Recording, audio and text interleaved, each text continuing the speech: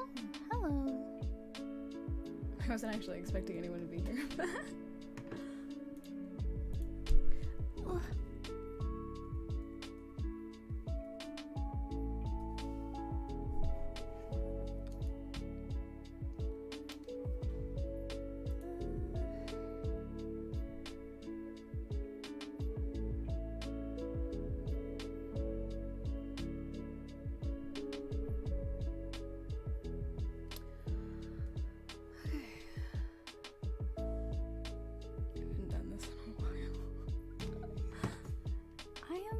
Good.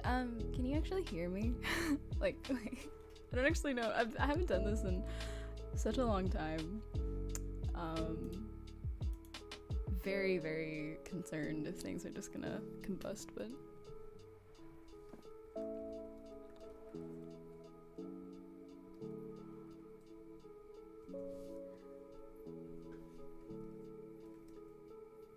Ew, what is that robot? Oh, I don't like it. I just want to send an emoji. No!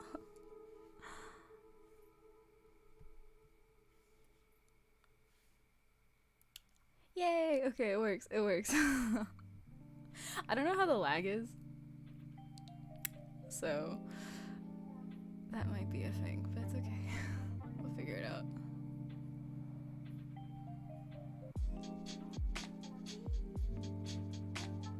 Hello! Oh my god, wait! You used to come to my streams a lot, right? Or am I tripping? I feel like I recognize your name, but maybe I'm... Okay, okay, cool. I feel like, yeah. Okay. Yeah, things are coming back. It's been a while. How are you? I have been doing well.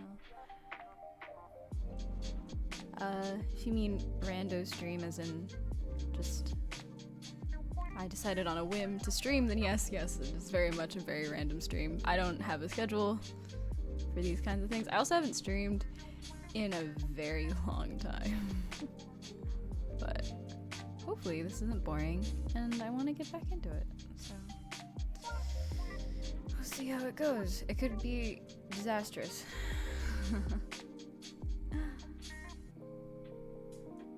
I totally feel that.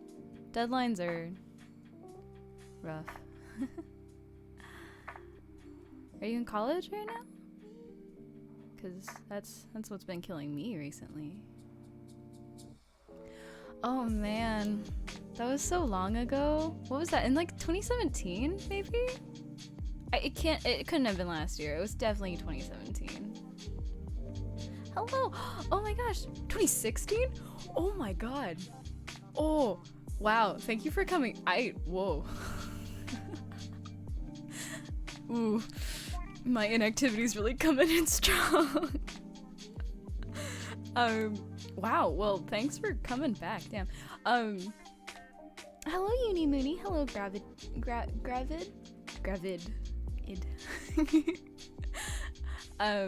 Yes, I'm sorry. Yeah, it's been a while. Hello, TV Punks. I miss you too. Thank you for coming. I hope I can do this more often because I really miss streaming. Streaming is fun. And I am actually very surprised that anyone came. I thought it was just gonna be me, which would have been fine. But you guys are all very, very sweet. I don't know how things are now. Oh god, this nose is so bad.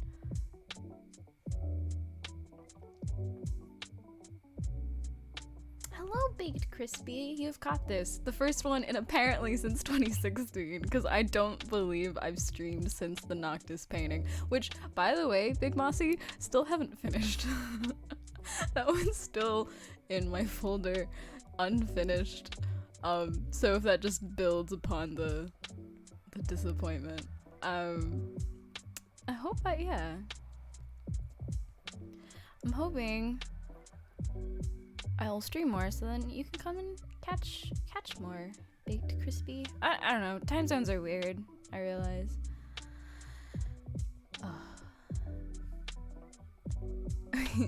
See, the thing is though, you don't need to finish everything, but it's good to at least finish like one thing. I don't do that.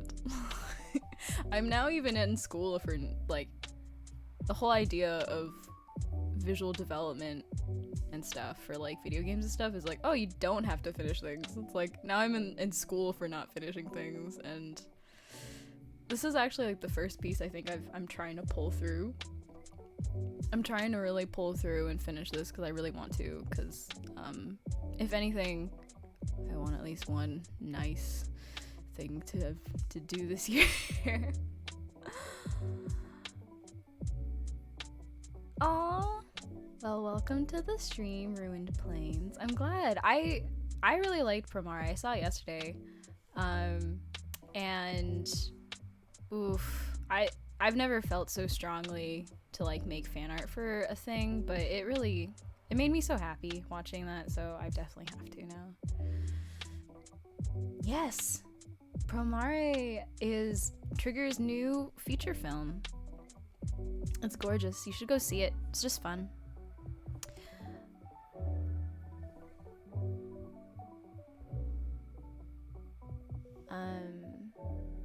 Yes, it is a movie. Oh no, you should go see it anyways. I feel like Promare is one of those movies that even if you do get spoiled, because to be honest, let's be clear, the story isn't wild. Like, I mean, it is wild, but it's not like your life's gonna be changed by the story, you know? But it's just kind of an amazing experience to watch. Like, Trigger unfailingly has always been amazing at just giving everyone like an experience every single time. It's like Gurren Lagann. It's like watching Gurren Lagann again for the first time. Which, you know, it's like they know it's crazy and stupid fun, but that's like the whole reason why they're making it. It's not to change someone's life, even though they inadvertently do. And Promare is like no different. You go in knowing that you're gonna get something stupidly crazy and fun and cool, and Trigger is just awesome. So, you know. Oh, and oh my god, did you guys see the new Trigger ad for Indivisible? Oh, it looks so good. Yo, Yoshinari has my heart. Ah, it's good. Danger! Oh my god, it's been ages. It has been ages. How are you? I've been doing good. I feel like I'm like a different person now. I don't feel the same. It's been a while.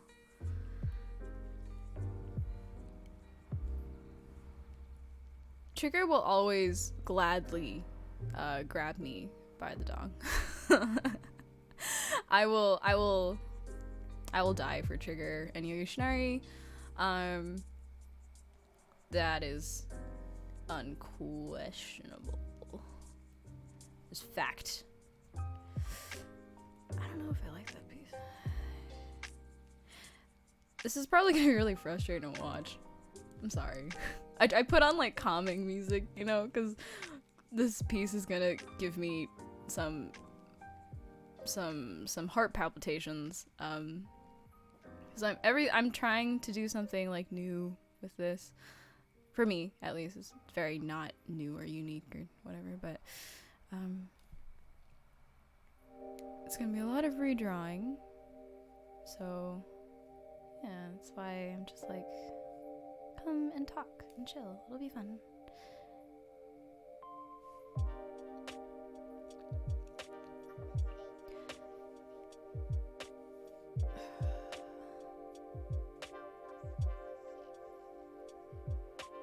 Ooh, it's awesome that things have been going well for you, Danger. I'm glad to hear it. I'm glad you're still sticking with art. It's been a hot minute since we last talked.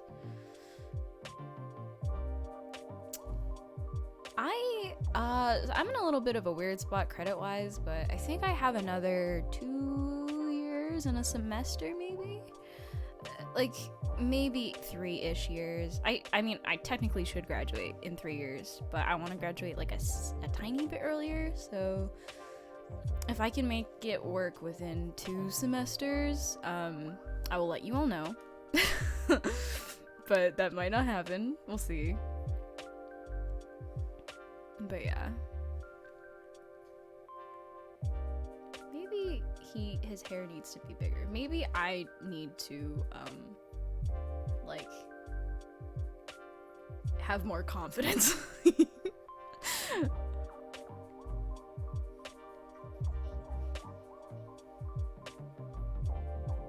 Yeah, I mean, I just I took a gap year after high school, and then went to a school that I didn't really like, so I transferred. But the credits that I transferred out with didn't really constitute a full semester at the new school that I went to, or am going to now. So, you know, I'm making it up. But I am kind of, I'm noticing like getting a little bit ahead of the people that I came in with. So even like this transfer student, so I'm starting to think that like maybe I'll be able to like slowly slide my way up a little bit. So if I can at least just shave off a semester, that'll be fine with me, to be honest. This is Paint Tool Sai.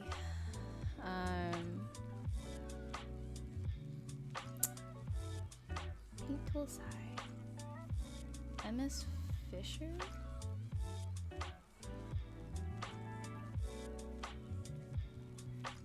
Miss Fisher? Wait, did you go to LCAD? Ooh, what? Wait, who's Miss Fisher?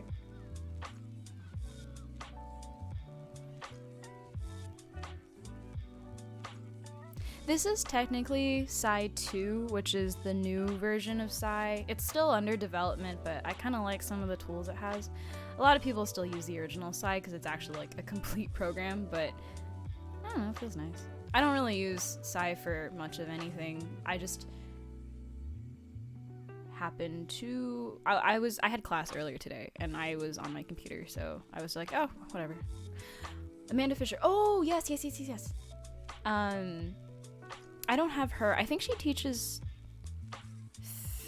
3D, or maybe she's not here anymore, and I have no idea, but if she's 3D, then I definitely don't have any idea. Oh no, I still love Photoshop, don't get me wrong. I have had a long, arduous battle with Photoshop, and that bitch ain't escaping my fucking claws. But I don't know, Sai's just kind of fun to doodle in. It's nice, it's cool. SCAD. I'll talk about this more, and like, cause I'm trying to restart a lot of things. Like, I'm trying to restart my YouTube channel, trying to restart my social media, which I've been very bad at. But with all of that, I wanted to kind of talk about why I left SCAD. But in kind of like short terms, I kind of just felt that SCAD wasn't gonna be right for me. Kind of just everything, like the teachers, the students. It just wasn't the right kind of culture. And it wasn't to say like the teachers are bad or anything, but there was certainly an atmosphere that I didn't particularly felt was going to really push me. And this isn't to say that SCAD is a terrible school. I think it has a lot of perks. But for me personally, it wasn't it. So I transferred to a school that was smaller. I actually took an honest risk with the school that I transferred to. I'm not very smart, so I didn't really tour colleges. I didn't feel like that was... Well, I actually was just lazy. I don't know. I was like, oh, I didn't feel like it was going to help. It definitely would have helped. I just didn't do it. And I took kind of a risk with my current school, but I think I really struck gold here. And not to say that everyone will if they come to LCAD, but... It's definitely, I think, a lot more conducive to my kind of personality type. I actually have a chance to get to know my teachers. I have a chance to, be around people in a smaller group, because the school, SCAD is a school of what, like 10,000 kids just in one campus, and LCAD has barely 1,000, I think, overall. I think like 200 kids in game art. Oh, there's so many things. Are you gonna paint this or do a more self-storage? I have no idea. I had this original sketch that I did, and it's, you know, I like it. I want to keep it somewhere in the same vein, but I don't know, I'm kind of just testing the waters because I haven't really done a full illustration in a while. There's a lot of things I'm still working out. I haven't painted in a really long time, actually. So how this turns out is kind of all up in the air right now. I don't even know if these like marks I'm making are even gonna stay, because they might actually just be like annoying. But they're in there. Because I was like, yeah, that might be cool. In 3 hours, it's not gonna be cool anymore, but you know, fuck it.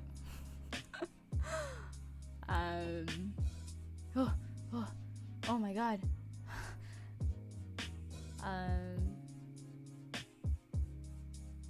I'm very lucky. People actually still like think I'm mildly relevant, and that's totally false, but I appreciate the support regardless. You guys are very sweet for coming at a disgusting time on a Friday night. Have I fooled around the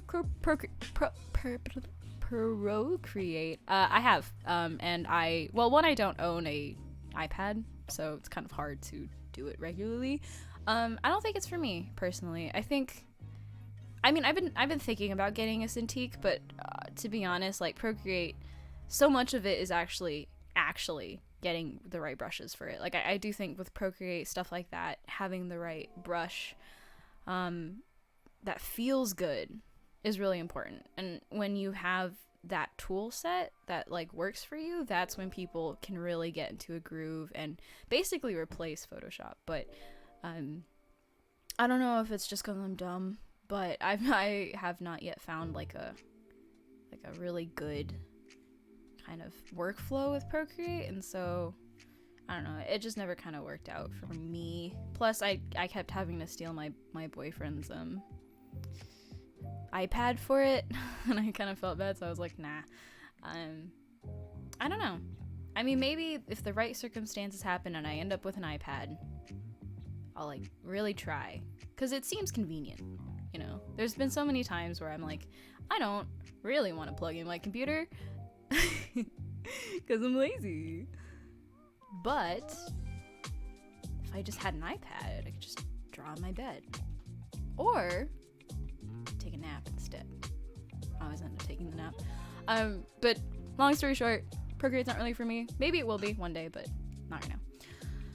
Is LCAD very selective or just not well known? LCAD's getting more lenient recently. I think it's just because LCAD's a small school. It's not, and it's also not like, I don't know. I feel like LCAD keeps a little quiet. Like they're, you know, CalArts and Art Center are very, very loud because a lot of their alumni are very prominent people. And not to say that LCAD hasn't turned out some fucking amazing people, but I don't know. I have noticed that like LCAD is pretty, like, people know about LCAD within industry circles, because especially in California, if you want to work anywhere, like I'm talking about video games because I'm in the video game major. If you are thinking about going to Riot or Blizzard, they know LCAD very well because a lot of the students from LCAD in past years are now working at places like, you know, Respawn and Riot, Blizzard, because they're all like in the area. But and like other places too, but I think LCAD just doesn't really market itself as much as other schools. I could be wrong. Maybe I'm just blindly wrong and I'm just feeding you bad information, but as far as I know, it is a little selective, but not any more selective than I feel like other art colleges. In fact, I feel like they've gotten pretty lenient in recent years. They're letting in a lot more students, and it's definitely a money thing, but you know, it's a good option. I feel like LCAD, despite being kind of under the radar for a lot of people, there's a really good cast of teachers here. If you're thinking about game art specifically, since there aren't a ton of game art programs out there, period, LCAD should definitely be in that list somewhere for you. It's a nice place. And I mean, I don't like the beach. I'm pretty sure I came here just because I used to live in California in this area, so like I've gotten used to it. But I really don't like the beach. But there's a beach. So, you know, that's a thing. What tablet am I using right now? I'm using Wacom Intuos Pro Medium, I believe. Moyashi, hello! Aw, thank you. Thank you for coming. No, I have not been using the Cintiq. Wow, I'm really behind, huh? I don't use the Cintiq. I've never had a Cintiq. Oh, hello, David. The kid right there, I don't know how to say his name. Fucking Diglo.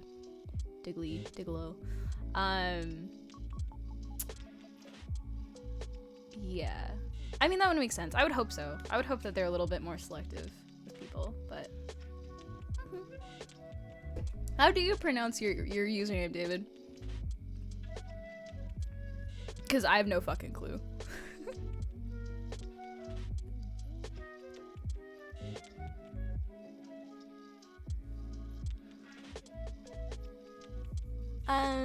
It's not really how do I explain this? So classes happen in time slots. So there's not really classes per day as there is so much just classes during the week. Dglow is dumb, change it. No, I love you, so don't. It's not really classes per day. So, it depends on how you stack your schedule, pretty much. Like, there are some days where I don't go on campus at all, and there are some days where I'm on campus from 10 a.m. to 10 p.m. So that's the kind of the cool thing about college, is that you can basically customize your schedule, and sometimes it's a little out of your hands as well, but you know, it's kind of a give and take. So with SCAD had a very interesting scheduling. I actually didn't really like it very much because I felt like I wasn't really like properly maximizing the amount of time that I was putting in. But from what I remember, SCAD had a cap on how many classes you could take in a semester, and it was actually not very many. I think you only had classes from Monday to Thursday, and I think you really only had, because it was you had class twice a week. So I'm pretty sure we could only take 3 classes total, but you met twice a week per class. But with LCAD, you have a multitude of options. Some classes meet twice per week, some don't. Some of them are 3 hour or 3 hours. Well, your liberal arts classes are all like 2 hours. Some are 6-hour studio classes, and you know, that's kind of just how you want to structure your week. Sometimes though, your teachers don't work on certain days, so you could end up like me, where all your classes are at like fucking 7 to 10 every single day, which is awful and pretty great for different reasons, because they work professionally, so they can't come and during the weekday and just, you know, teach curious, wide-eyed, naive students. Ah, no! My computer keeps telling me to update, and I know I should, but it always comes at the worst times, and then I forget when I say to delay it, and so I think my computer is really mad at me.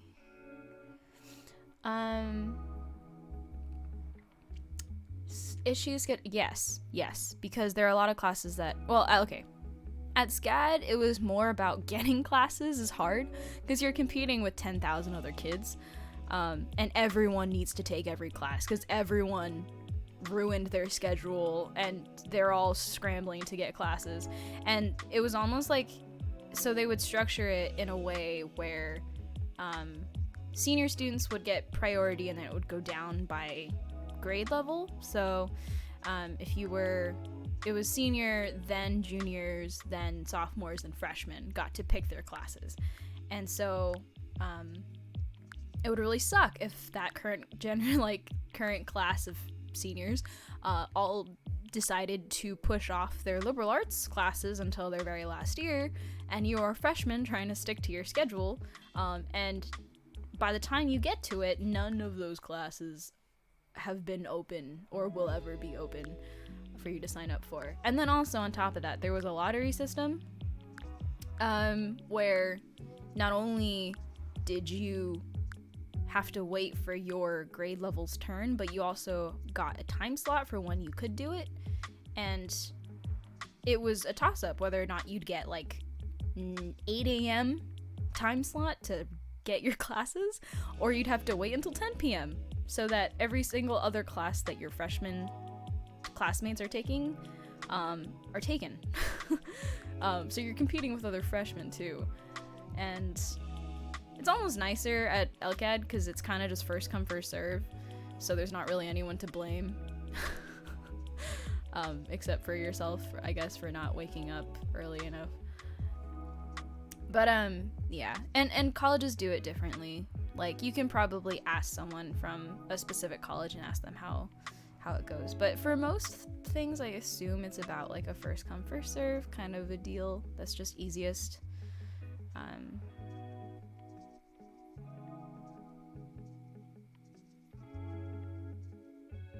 Aw, thank you, Chris Ty. That means a lot. I will try and do this more often, because I enjoy it. But this might not happen on any day save for Friday nights and maybe Saturday, because Friday night is when my last class of the week ends, and then Saturday is the only day I have free the whole weekend before I have to go back and do homework on Sunday. So we'll see. I'm gonna try my hardest, I promise.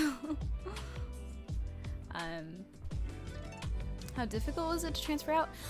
Strangely not difficult, but I also am still to this day unsure if I did it right, because I don't know how it is for other colleges, but at least at SCAD they have this policy where they say that once you're a part of the SCAD family, you will always be welcomed back.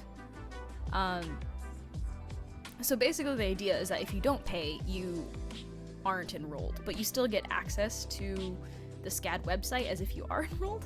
So there was like probably several months where I was just emailing the person back and forth like, so am I no longer a student?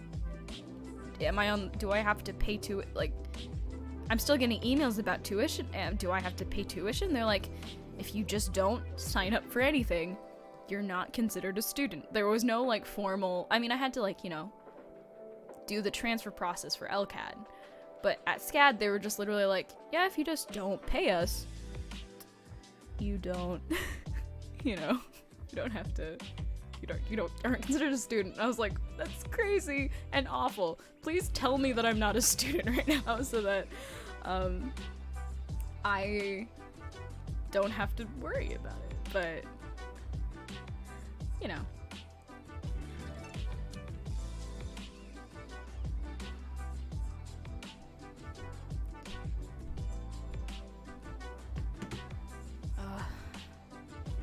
I love and hate gloves at the same time.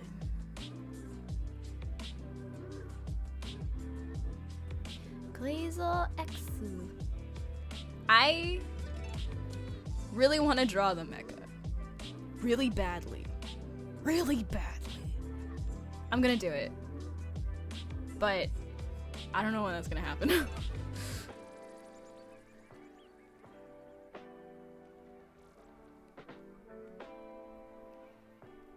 Oh yeah.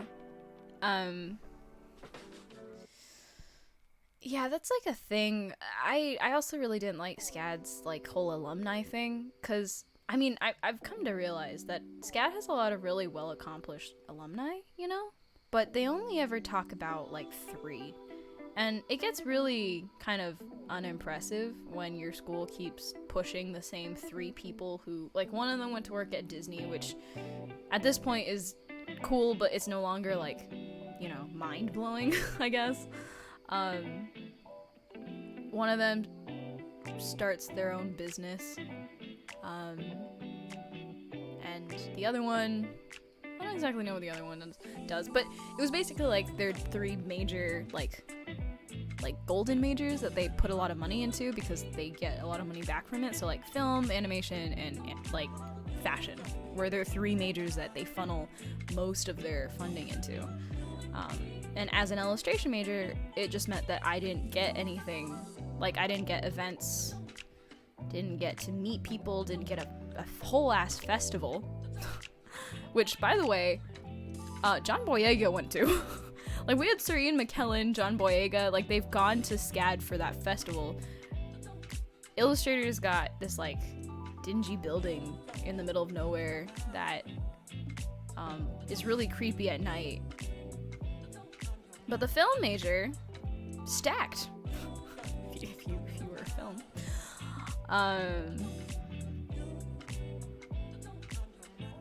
I have drawn on Procreate once. It's actually on my Instagram gallery, what I did on Procreate, but yeah, I don't like it very much. Maybe I'm just not using it right, but yeah, not really.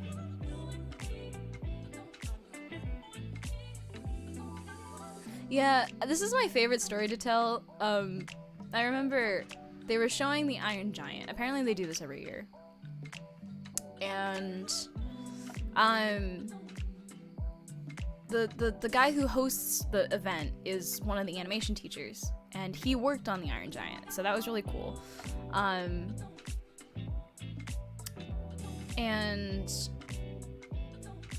blah, blah, blah, what was I thinking? Oh yeah, and so I was watching. It was the first time I've ever seen it. I was very excited, and they did this little Q&A right beforehand, so you can talk to him and ask him. And it turns out that this guy, he did this whole monologue in the beginning about how he worked on the Iron Giant. It turns out that he not only did pretty much like 2 seconds of keyframe animation for the Iron Giant, his biggest achievement was sitting next to Brad Bird. Like in the cubicle across from Brad Bird. Who, if you don't know, he's done a lot of things for Pixar, and he's an amazing director. And like, this guy, I'm sure, is real great at what he does, but it was just really interesting seeing someone who has clearly done things with his career as well, but no one's interested in what he does. They're only interested in the person that he sat next to for like a couple months. It was very sad to see, but it really just kind of made me aware that, like, I don't know, man. It was just weird, and I didn't like it. I didn't like it at all, so I was like, alright, well, that's cool. Oh my god. Hello! Mei-chan Mika. Wait, who are you? You're calling me Knight, so you're probably from school, right? Who? Yes, Micah? Oh, that's... Oh. Okay. Apparently that's my roommate. Hello, Micah. Wait, have you had a Twitch account this entire time? Or did you just make it? Okay. Thanks for the support, bud. Hello, Laced Aphrodite. Why are you listening to me? Yeah, because you can hear me from my room and you're listening to it on your laptop. I imagine it's weird. No! Do I have to take Jet Eds at LCAT? Yes. Yes. Sort of. A little bit. Yes, I am back. I'm very exposed. Micah, don't laugh! I can hear you. What? Yes, that's him right there. You see his name? Yeah. Alright, well this is mortifying. I mean, they're not really, like, liberal arts. Like, our mathematics class, which my roommate can definitely testify to, is more of a, like, here's everything you're not studying at this school, including physics, math, science, and the theory of chaos. Which is very much, like, not a mathematics course, but they call it mathematics, so you fulfill that legal requirement. I really need to stop working on this glove.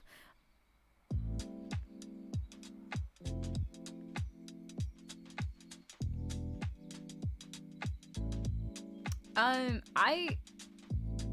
imagine, honestly, like, at any school you go to, it'll amount to the same amount of time that you spent in gen ed, or liberal arts, rather.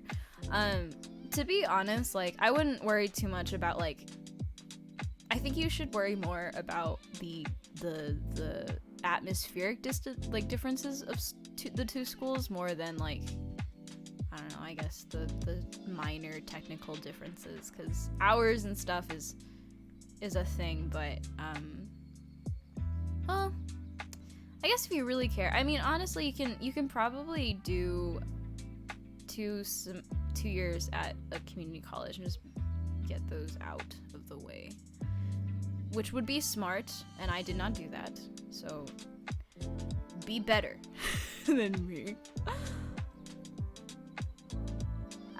Yeah, this is just a brush that I made that I don't know if I did anything with. It could just be the basic one. All of my stuff is right here. You could just see it if you want. I have actually no idea if he's left-handed. I watched the movie once, and I'm gonna watch it again, but you know what? He might be right-handed, but I also flip this around a lot, so, you know, we're in for a treat. I might have to fix it entirely. He could just be holding it. It's fine.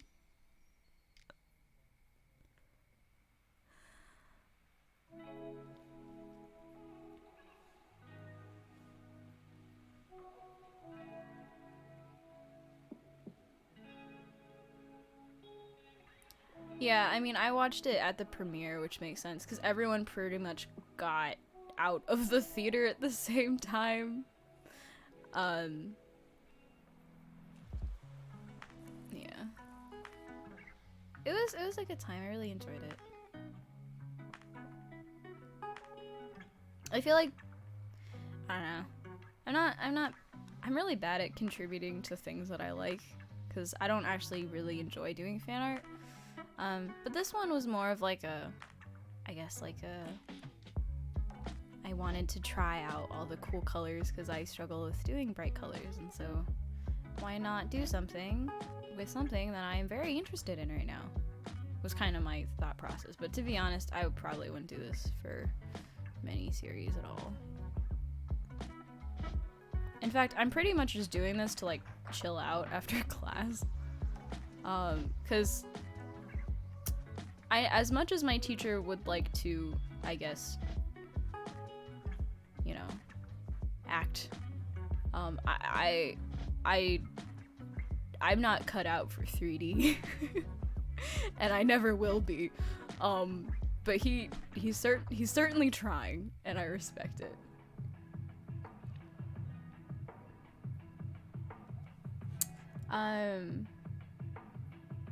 Yes, I did. Actually, I haven't watched it, but no, I watched like 3 episodes. Oh, bye, Coat. Bye, Coat. Oh, I was late. Oh, hello, Invincible Moon.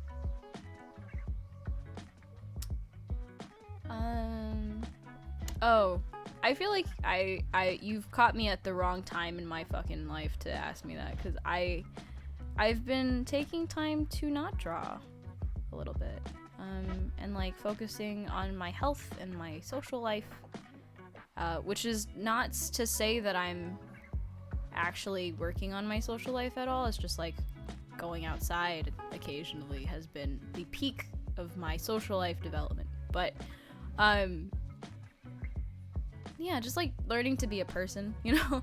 But also, you know, I think it's important to remember, like I've been kind of working on it, like trying to remember why exactly I like drawing, and for me it's like I like drawing because there's just something so like addicting about it.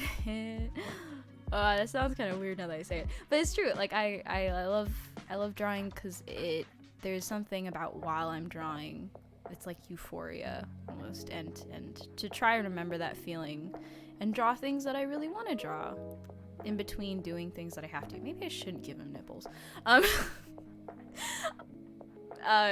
Yeah, just like, no, I'm gonna do it. Drawing things that you really want to draw, and like remembering going back to like stuff that you liked when you were a kid and when you started drawing, like what was it that got you into it, and clearly what is it that sustains you through it. Because like, the thing about art school and the thing about like growing up and improving is that kind of stuff slips away, you know, from your self-conscious.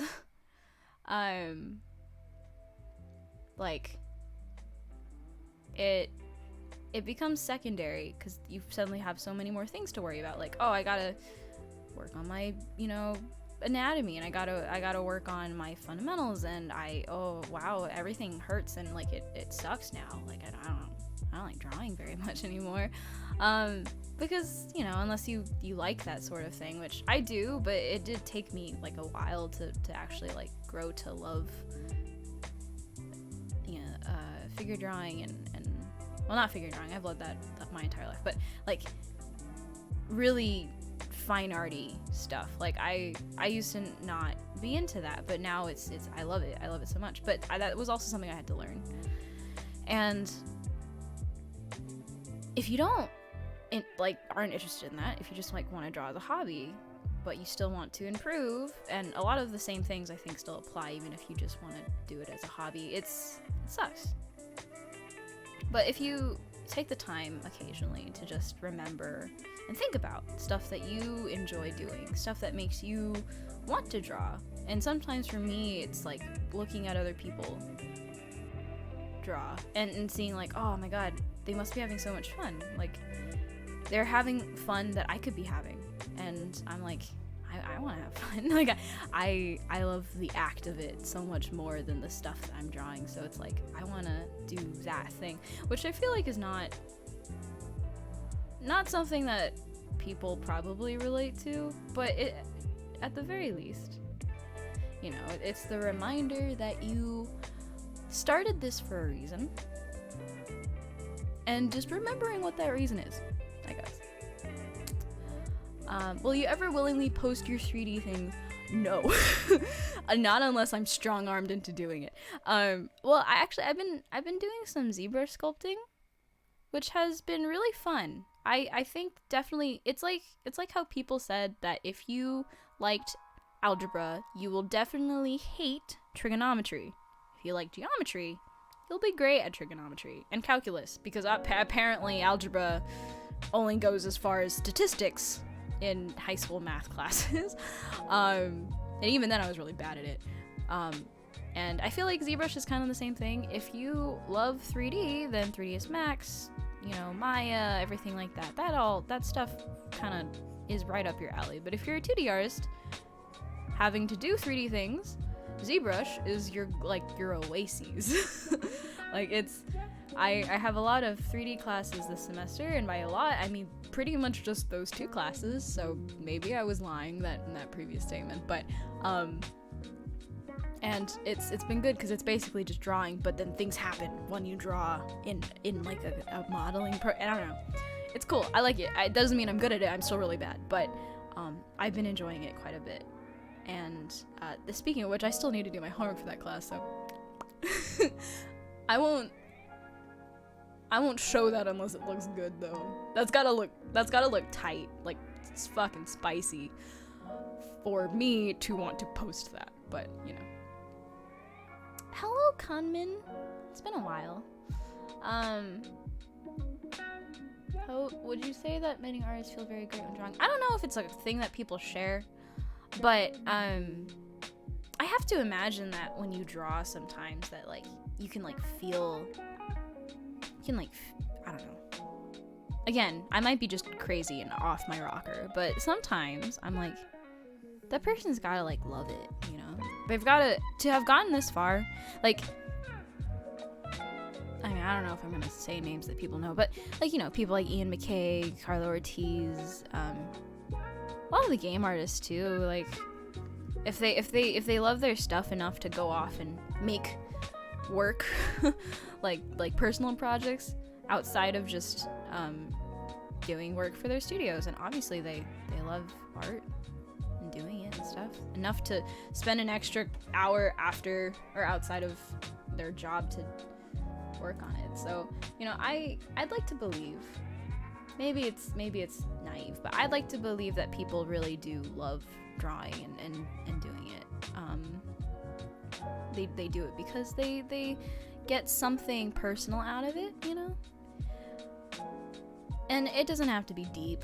Like, I actually don't subscribe to the whole, like, my art has a message and I'm the messenger.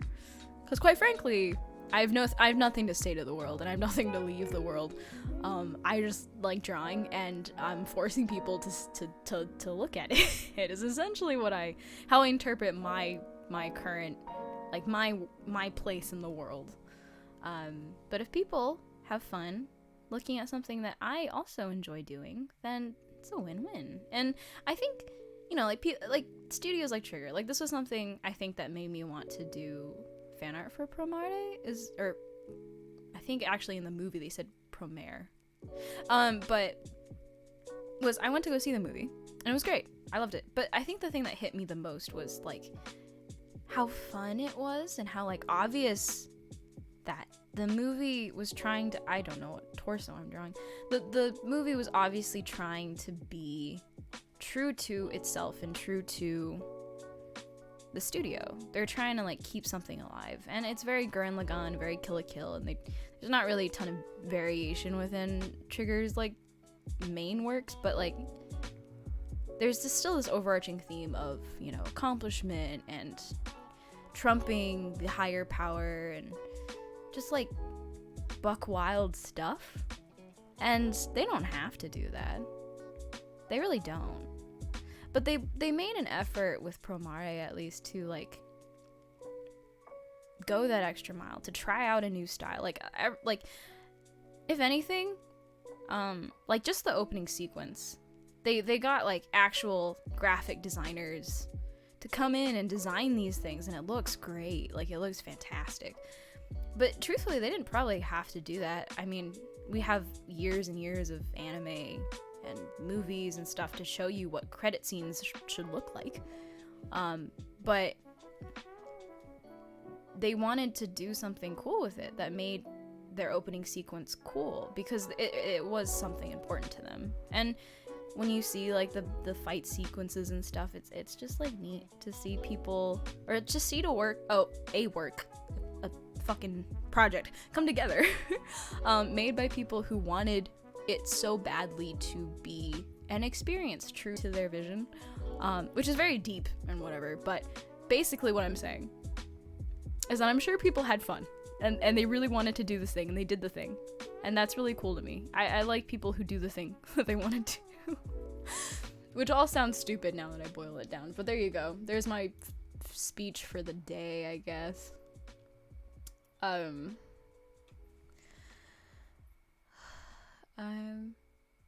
do like Ilya. Ilya's great. And Ilya's been able to accomplish something really cool, which is get a Japanese studio to work with him, which I desperately want. Trigger should hit me up. That's all I'm saying. Oh, that's so cool. Palmin, that's so cool. I'm glad that you're having fun doing what you want to do. As long as you stay true to that, then you know, doesn't matter if you draw or not, as long as you're happy.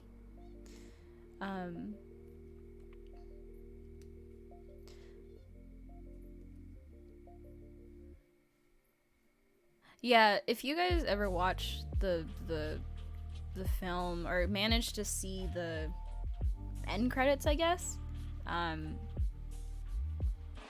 they have a really interesting bit with the directors or the leads of anything at the end.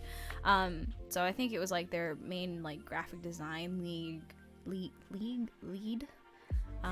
their director of animation, the overall project director, and I don't know. It was cool because they talked about it and they're like, yeah, we just we picked something hard. And then we were like, they kept talking about maintaining the power of a scene and like how they changed it around so that they could maximize that power. And I thought that was really cool because obviously they thought about it, you know? Man, I need reference for this fucking pose.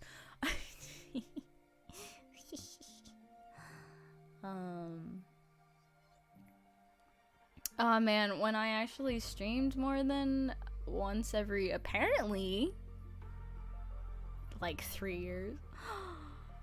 When I actually streamed like a lot, which was a good time. I miss that. I miss like at the end, like there almost became like a tradition where at the end of every stream I'd like do critiques for people and like paint overs. That was fun. I liked helping people. That was cool. Maybe one day I'll, well, I mean, if this like, if this becomes regular enough, I'm so down to do that again. But probably would have to be a little bit more diligent. You know, I'm doing this. I'm basically doing this though because I want to like not think about anything for like an hour because I spent like the last full week on and off working on a 3D prop. And so I'd like to just not function. So thank you guys for helping me not function. It's been great. Bye, Big Mossy. Have a good time at work. Please sleep.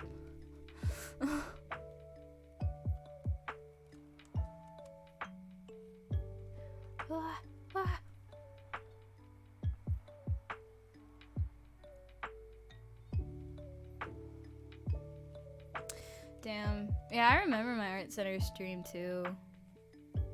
That was a time.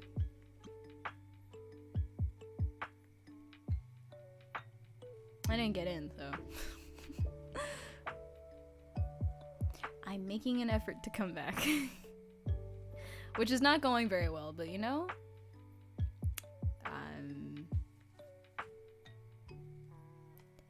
I am making an effort.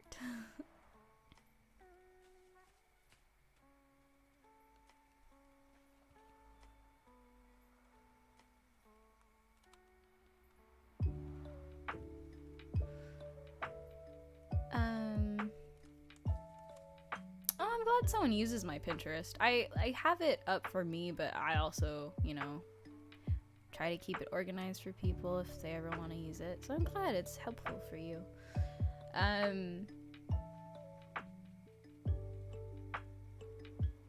Oh yeah, burnout's rough, dude. I had burnout for a really long time. Like, I think it started for me in like 2015.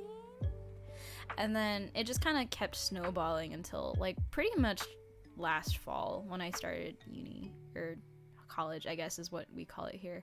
And I've been really enjoying it. Kong, I really like my college, but yeah, burnout's rough. And honestly, like, I wouldn't push it, you know? If you're really tired after work, like, don't force yourself to do it, because honestly, like, it's not worth.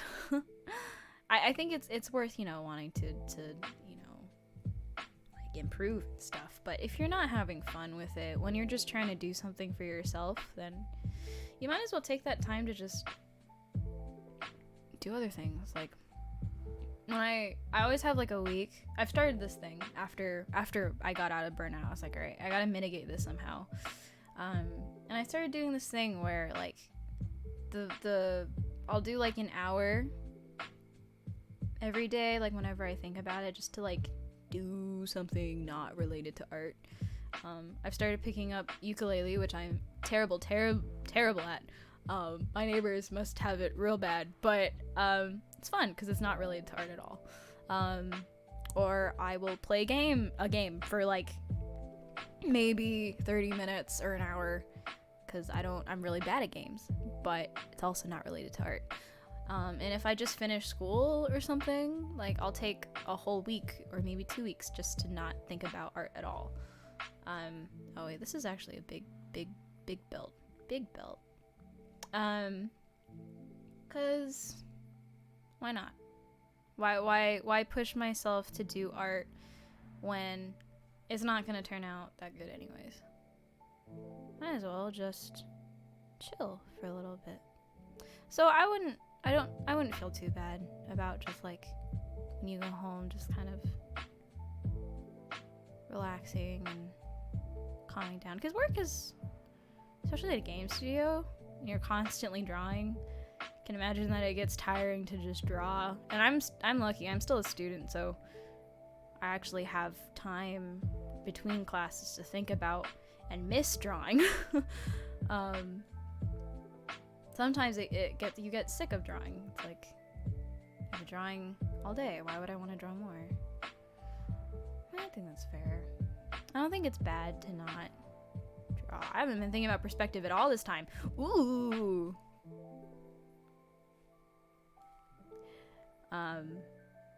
What is this thing? Oh, yeah. So I think you're fine. Don't worry about it.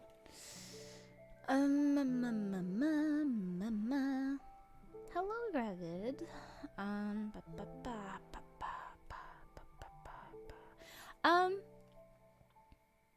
I think there is some level of regret not getting into art center, but it's not because I miss being able to go to art center, because I quite enjoy my college.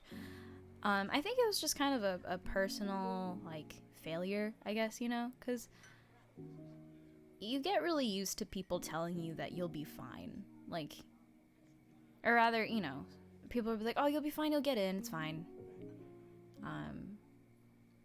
But you wonder, like, oh, am I just like freaking out over nothing? Am I not gonna get in? And then I didn't. And people are like, oh. And I don't really know how to respond to that.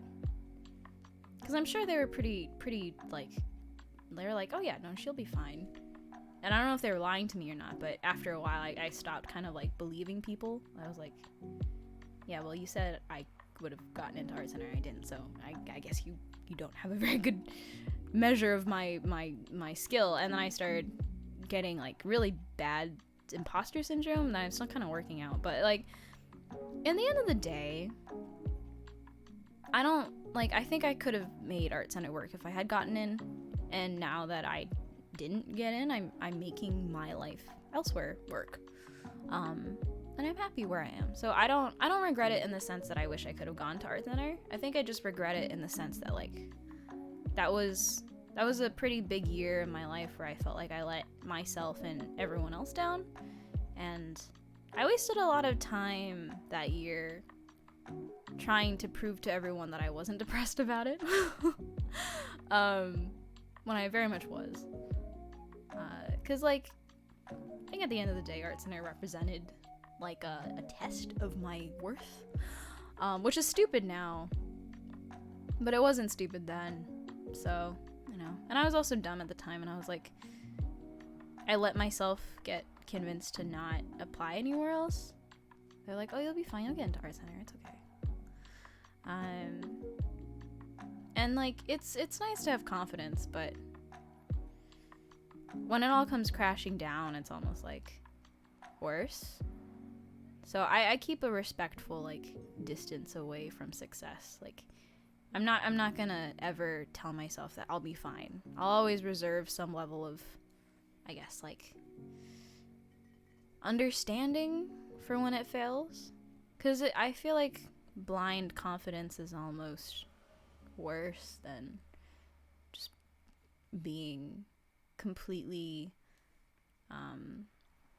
like, convinced that you won't make it, because falling from a higher height hurts worse than just digging digging a lower hole, I guess. I don't know if that makes any sense.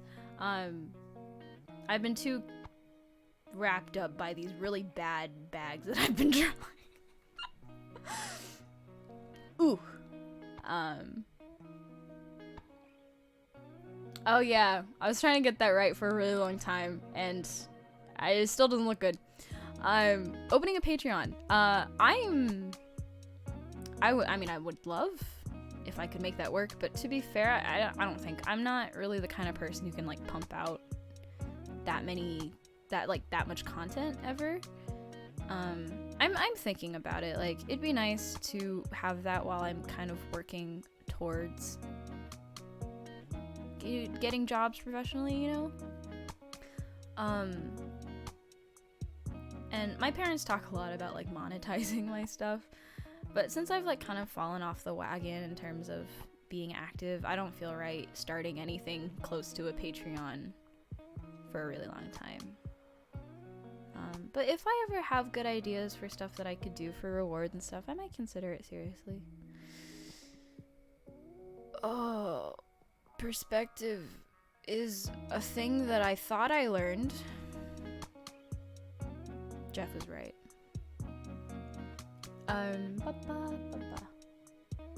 No, I'm not an art center. I'm at LCAD. Laguna College of Art and Design.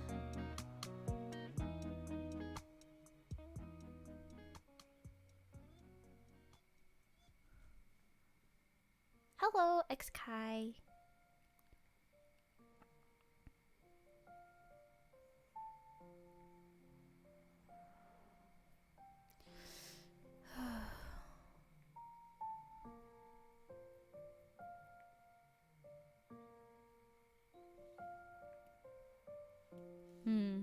I think I had a vision for this piece, and I've since forgotten it. But it's okay.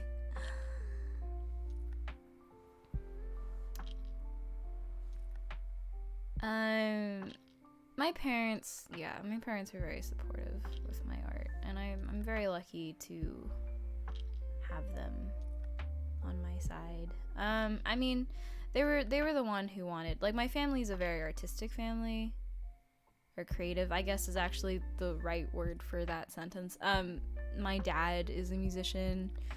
My sister studied music professionally, and then now she's like a new media creator, I think is their technical job title. She does like music videos, video editing, filming, animation, motion graphics animation for like specifically really weird experimental music. A lot of very avant-garde stuff, like modern avant-garde. So it's very cool. And same with my extended family too. So I've always grown up knowing that I was gonna draw. That's what my parents told me I was doing when I was like 4, so I was like, alright, guess I'll draw. I'll learn how to draw. And I did that. And it's interesting.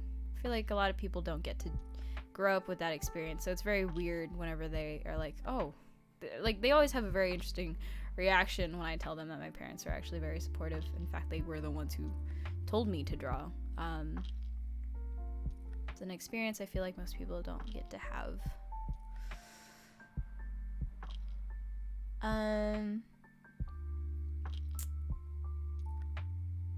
Do I have many artists I'm inspired by? A lot. I'm inspired by so many artists. Anyone I follow on Instagram and Twitter and stuff, like big inspiration. I think right now, currently, I've been really thinking about, like, I'm really struggling with where I want to take my art, because I keep bouncing in between doing stuff that would match a lot of Western companies and you know, like Magic the Gathering, Blizzard, Riot, like stuff that would work for companies here in the West. and also stuff that I grew up with, like anime, for Japanese companies. Like, which do I do? And I could do both. Like, I think the West is really coming around to this, like, anime and Japanese, like, you know, League has been doing a lot of anime ads. Indivisible was animated by Trigger. You know, like, things are changing, but it does kind of, it is a question about, like, what am I really trying to do? It's what I talked about earlier. It's like I'm also trying to figure out, like, oh, I did this very wrong. I'm also trying to figure out, like, what it is that I really desperately want to, I guess, like, do with my work, and what kind of direction I want to go in. Because I'm not really big on, like, having my own style. I actually think it's quite boring. I've discovered, like, this is something very new. I actually quite like hopping between things and being able to do a lot of things, because that just means I have more things to do when I get bored of the other thing.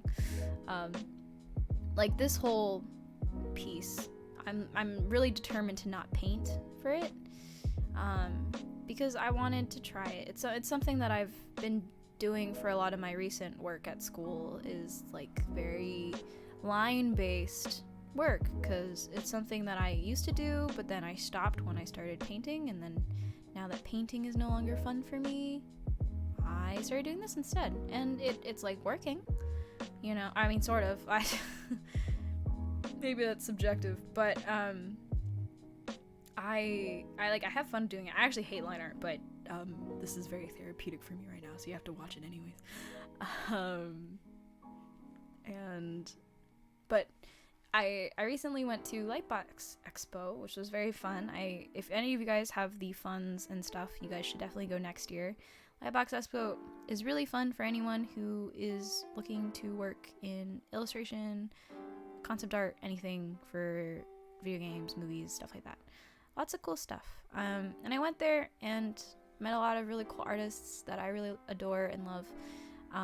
Which also, I didn't answer that artist that I like question. Anyways,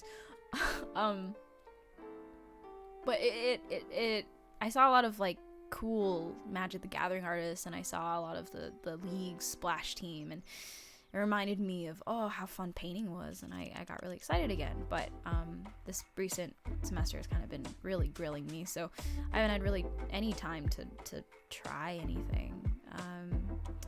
And yeah, I'm kind of, like, in between stuff that I want to do right now. I don't even know what question I was answering before.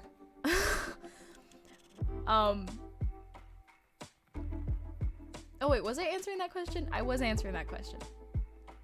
How many artists I'm inspired by? Currently, it's been artists like Claire Wendling, Carlo Ortiz, Ian McCaig, a lot of, like, the really classic Western artists. But then also for Japanese artists, it's been Yo Yoshinari, it's been, let's see, who else? Honestly, like, yeah, Yo Yoshinari's probably been my best. I think there's others, I don't remember their names though, which has made this whole situation terribly awkward. But anyone I follow, I guess, on Twitter and Instagram would count as people that I really like right now. But I'm really into, like, fine art recently, which is totally against what I said before. But yeah, I don't know. Things are changing for me constantly. Like, I'm always switching through and finding new artists to adore, and then one day I'm, like, suddenly, like, not into them anymore. So it's always up for change. This piece, I don't know. I mean, it'd be cool to sell it. I haven't really thought about the logistics of selling pieces yet, and I would like to have a shop with more than just one thing. I have, like, a bunch of, like, leftover stuff from when I did like my one single, the first, only, and last convention I ever did at AX one year. But that art's all old, so I don't know. If I do more fan art, then yes. But if I don't, who knows? Who knows? Hello, Kuroid. Kudoid. I don't really draw inside very often, actually. I mainly do everything in Photoshop, but I have two computers, one for class and for like 3D stuff, so it has to be Windows, and one that I've had since high school, or actually, yeah, like high school I bought it, which is my Mac. So on Mac I use my Photoshop, but this computer is kind of awful and can't run Photoshop at all. Like, I literally can't open Photoshop, so I downloaded Psy on this because I actually miss Psy's like really smooth drawing. It just feels different, and sometimes when I'm in a mood, I'm like, oh, I'll use Psy for a bit. It'll be fun, like now. But yeah, I usually just do everything in Photoshop. I also have been using Clip a lot, Clip Studio Paint, but I'm still a Photoshop hoe, as it seems. Hello, Kotomeri.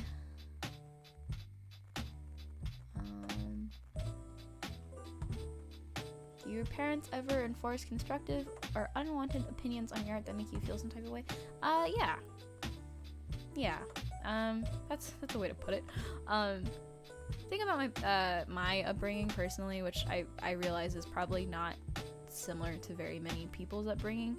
Having supportive parents for your art, if they wanted you to become an artist, especially with Asian parents, it's not very different than having an Asian parent wanting you to become like a lawyer or a doctor.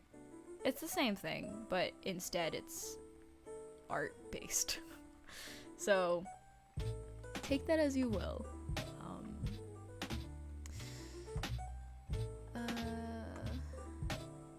Lightbox Expo is in Pasadena, California. Burbank is where CTN happens.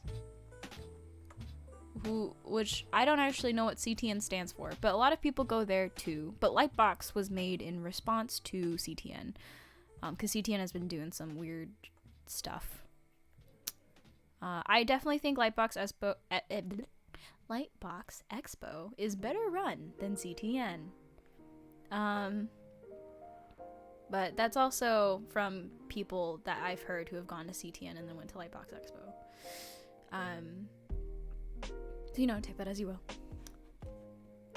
Opinions on Photoshop and the subscription thing that they have going on. Do you still have it? I hate the subscription thing. I hate Cloud. I think it's awful. I wish they would just let me pay the $700 or like the spleen and arm and a leg that it would cost to get Photoshop just forever. I'm currently piggybacking off of my school's license that they gave me because LCAD doesn't have licenses for its students because LCAD's not rich like SCAD, but SCAD does. So I've been still using my SCAD student license. I don't know when that runs out.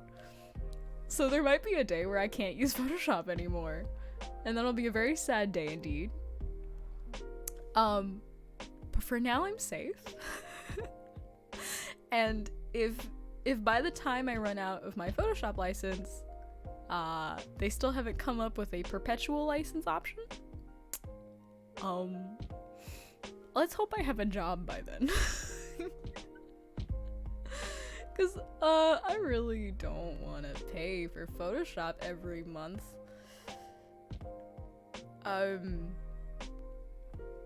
Yeah, I've been lucky.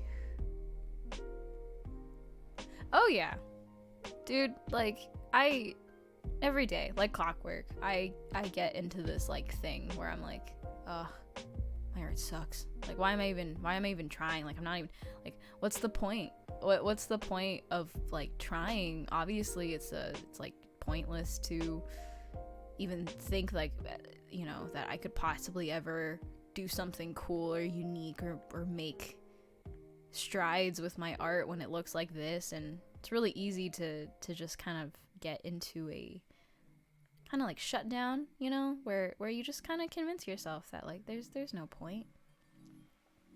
And that happens quite a bit. It happened a lot more before. I think I've kind of gotten myself into like a better state of mind. But I mean, just the other day I was thinking about it, like, there are people out there doing actually good art, like actually important art, and art that's well made and well designed, and people who actually have a sense for this. And I'm just someone who was able to coast because people thought my art looked good when I was like 10. And so people are just, you know, keeping up the facade for me. And everyone who tells me my art's cool or that they like my art is lying to me, you know. But at some point you kind of, I think, and this is something I'm still learning, it's like you kind of just have to accept that you've accomplished stuff. You've done things.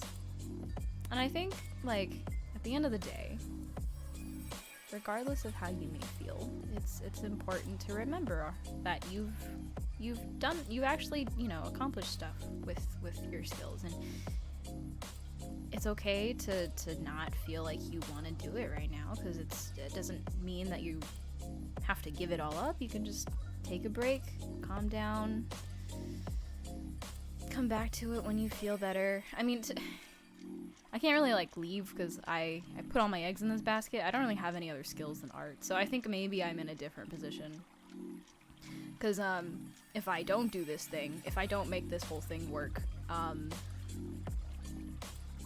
I have no other prospects.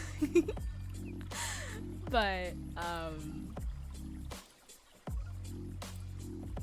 you know, maybe the fear and desperation is what keeps me going. But we all have our motivators, and if your motivator is just I need to make this work, you know, then that's what you got to do. But if you're feeling really like down about everything and your art and how you perform with your art is like really affecting you, then like let yourself kind of just embrace that for a bit. And then also after you've let yourself, you know, kind of mope about, start taking active steps to change things about your art and your environment. Because like at the end of the day, your art is a very personal thing, and I think it's one of the few things that I feel like is very truly just personal. You know, art in general, any form of art, it's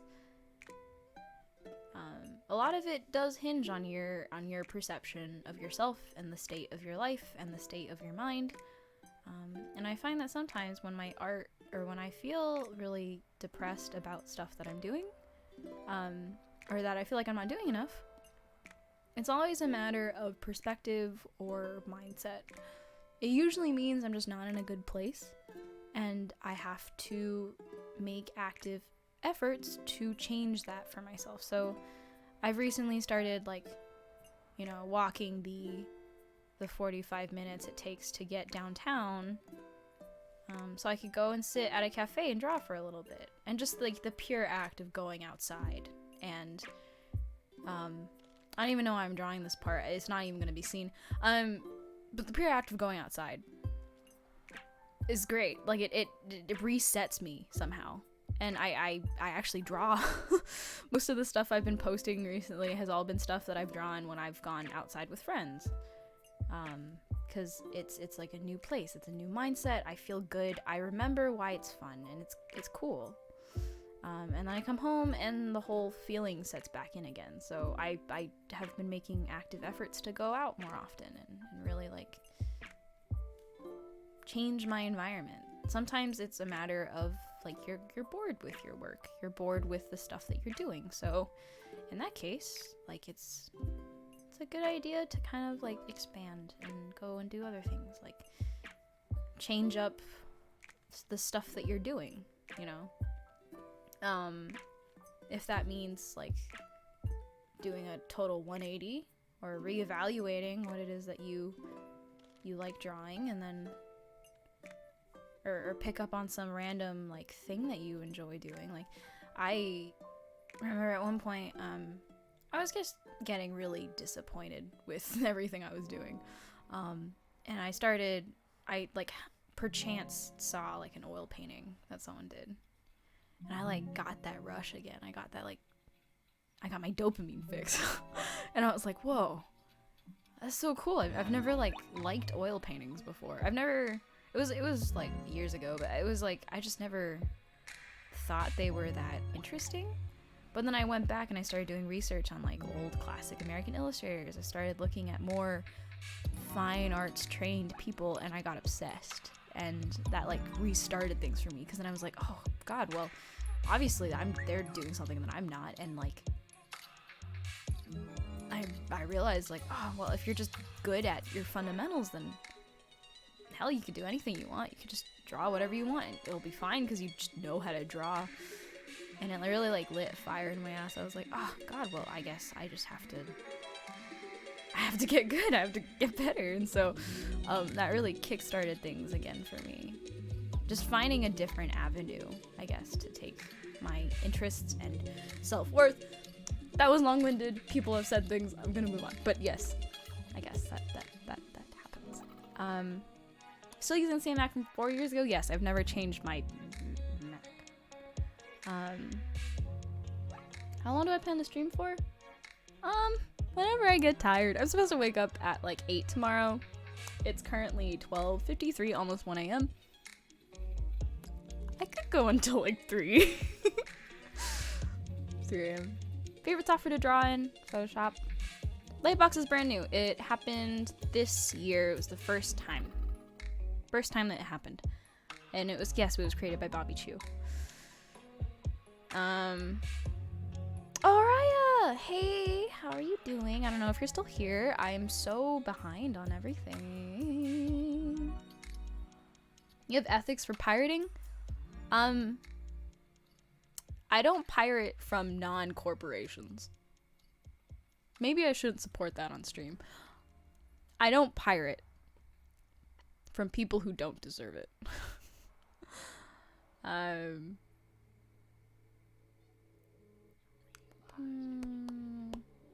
Why do I love humans? Ooh, I was thinking about this earlier, actually. Humans are just beautiful to me. Like, I know some people, like, people who do environments and stuff, and like, props, and, you know, they love the storytelling element to it. They love everything about it. I just think humans are beautiful. Like, there's actually nothing more perfect than the human body. Which might be weird to say.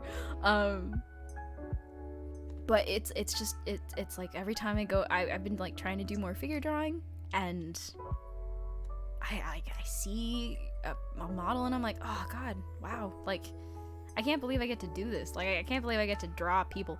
And granted, you know, character design and character concept art is a very tough place to be in. In fact, it's almost impossible to actually get a job doing it. You have to be the best of the best, pretty much. But it's a hill I'm willing to die on, because I don't know, man, it's do or die for me. Like, I love humans too much. There's something about how everything works. It's like people who love, you know, math and science, and they love the puzzle, I guess. I love how humans are so unpredictable, and yet it's like every different every time I see a human body, there's always something new about it that's cool or beautiful. Like a certain rhythm of arms, or just different body types can sometimes just feel so different. Like if someone's super lanky and have really like long joints, and just seeing someone draw it and draw it well, it's like, oh, it's so pretty. And it just gets me. I honestly just, I feel like I could just draw humans for the rest of my life, which, you know, people do. I'm trying to be one of them, is what I'm saying. Have you ever encountered hand or health issues due to drawing? Yes. I have really bad joints. I have poor circulation. I have insomnia. I have had wrist issues in both of my hands, and I have a lot of shoulder issues. Like I have this thing called snapping scapula, where essentially there's like this muscle underneath your scapula, and it becomes inflamed from being too tight all the time, and it becomes a point where your muscles like stop being muscles, or rather they stop like moving, like they're too tensed, and it's like hard to get them to untense. So sometimes people get surgery But most of the time it's just like a lot of physical therapy, which I can't get because my insurance doesn't cover it. And basically my shoulder snaps every time I roll it, which is unpleasant to hear and also very kind of annoying to sleep on. Because it feels like someone like jabbing their finger into your like the gap between your scapula and your like your trapezius is just weird. It just feels invasive, and I hate the feeling, and it's annoying, but I can't do anything about it. Not unless I stretch it, and I'm really bad at remembering to stretch. So my physical therapist hates me, or used to hate me. I don't have her anymore, but I don't have class tomorrow, Vincent. I don't have class tomorrow. I want to go to figure drawing tomorrow.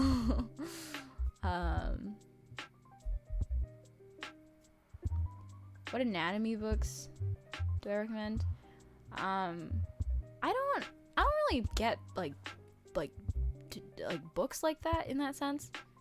But there's a cool account. What are they called? Hold on, I gotta research this now. Ugh, no, I'm like, my mic's like right in front of me. Anatomy.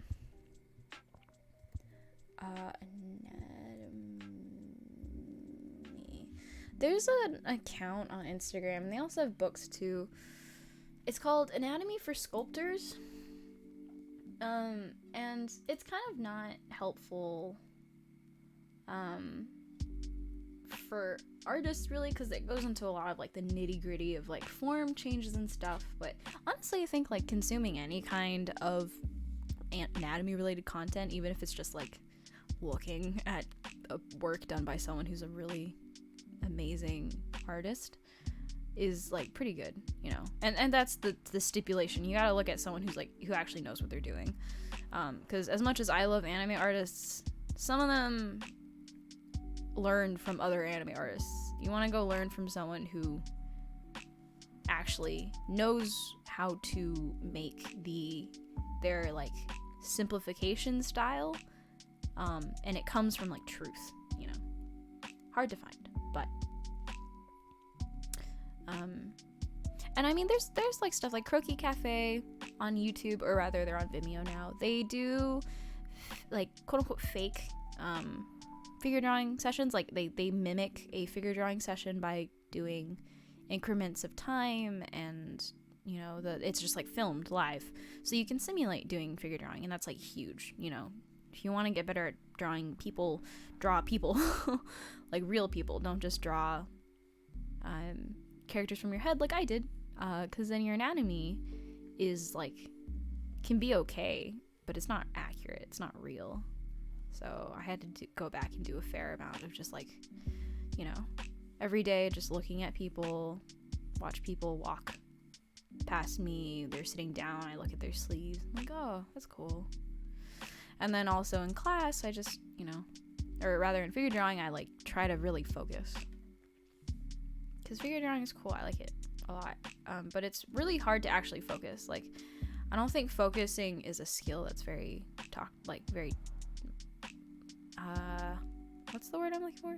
It's talked about. It's definitely not the word I'm looking for, but I'm bad at forming sentences, so that's the word. And you know, actually focusing as like just trained on that figure is kind of an emotional state, and that's when you actually really get the most out of figure drawing. If you're just kind of drawing what's in front of you, like, that's not the same. It's something I've discovered. I'm really bad at focusing. My attention span is like less than a toddler, than a turtle. Like, I don't Is my family also well known in the music art community? Not really here. I'm a first generation American. My dad was pretty well known back when he was still working, which was prior to me being born. He was a traveling, he was a music professor, and did a bunch of really cool, like, he was a concert, like a band, like in a band. He was in a band. My dad was one of those dads. and my uncle is like a pretty popular interior designer, like furniture designer. But the thing is, like, you have to be in China to know them. They're not really like international or online. It's not the same. Like they're not in the generation of people who post their stuff on Instagram, really. Not that in China you could even get an Instagram, but you know. You should come. Figure drawing's fun. You should come. It goes on for a long time. Actually, you don't even have to wake up that early. In fact, if you don't want to do like quick poses, like minute long, you might want to come like later. I want to stay later, but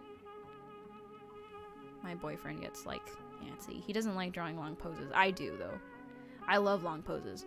Short poses stress me out.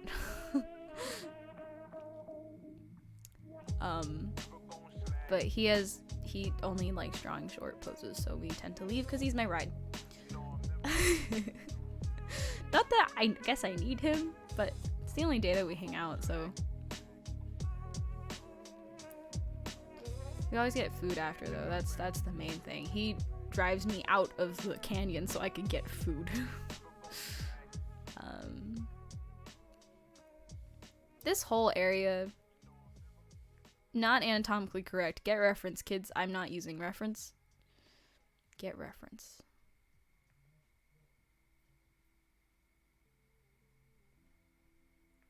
Honestly, I feel short poses are major anxiety, but they're so good. I'm just really bad at them.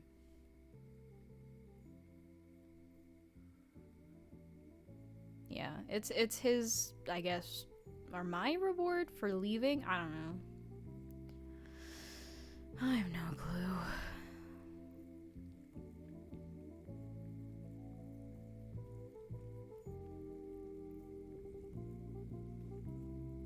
Anatomically incorrect. Here I am talking about how beautiful the human body is, and I can't draw it.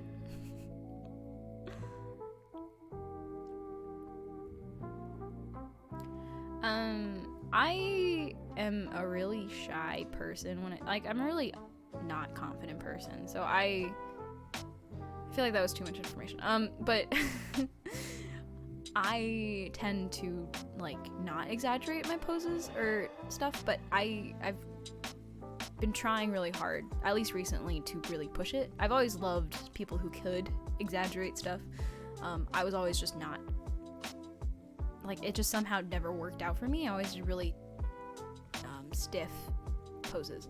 So I'm like really trying to like push everything now, and I've been following a lot of artists who do that, where they're like masters of pushing poses and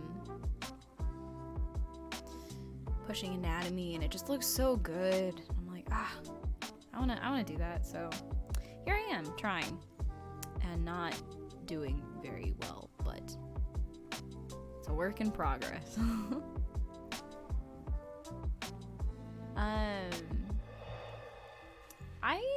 I still talk to my roommates from SCAD, but I didn't really make a ton of like close friends. I've made a lot of friends here, or a lot. I say a lot, but I made like maybe 5. I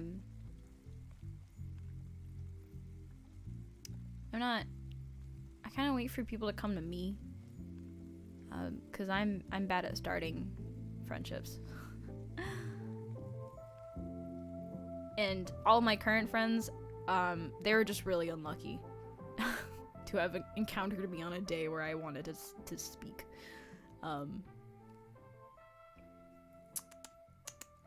Sakimi-chan, wait, are you saying that Sakimi-chan exaggerates or is very realistic? Because I don't, or that she's stiff.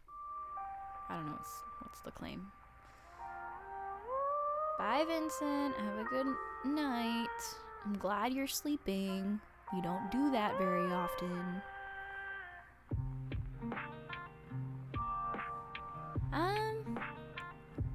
I don't like how she exaggerates, to be honest. I think, but she's pretty good at, actually, I would consider her stuff more, realistic?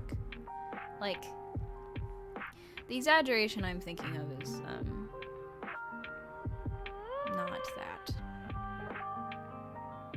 I can't think of any artist right now, though. hungry? I can't tell.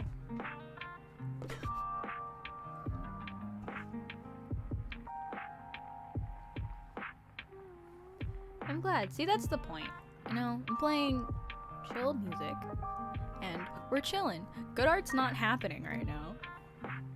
Y'all are here for the wrong reasons, if that's what you're here to do. We're just here to talk. Have fun.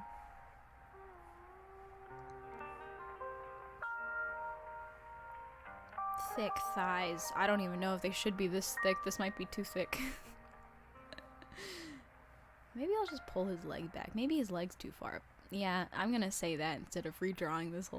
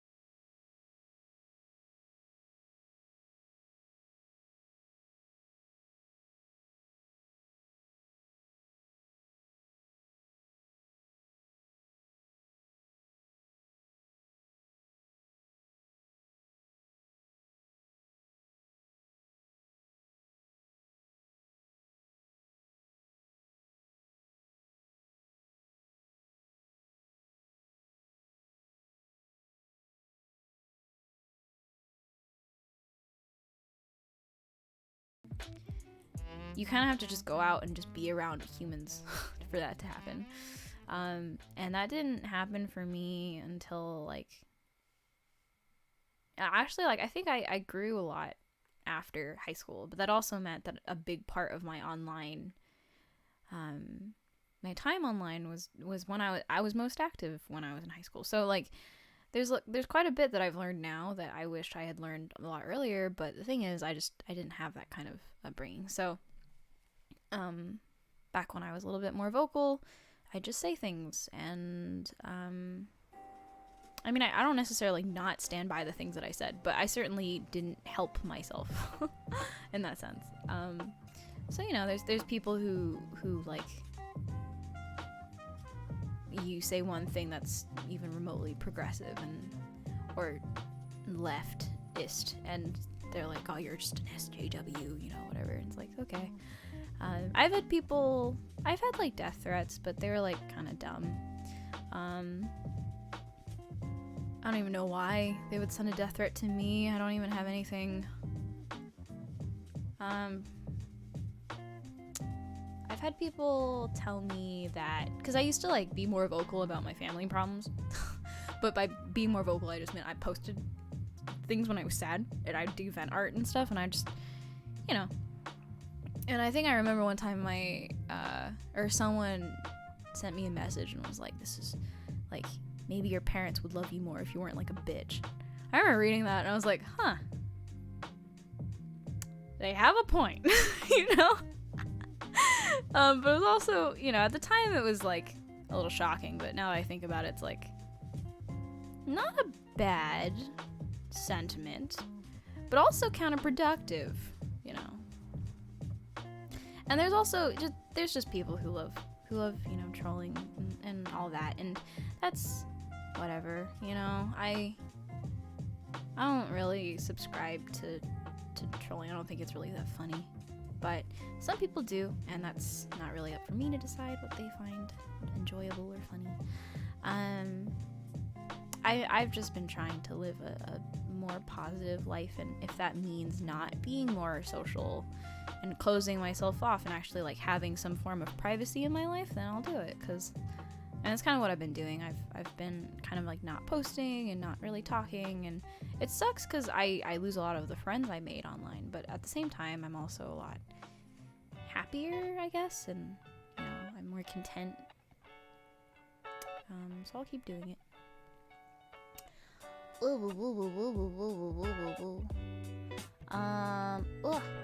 Things are happening. I haven't read anything. Weirdest fan interaction? I don't really know. Everyone I've met have been cool. I mean, there's dumb things, like I'll get a random comment that I don't really understand, but I don't really remember those now.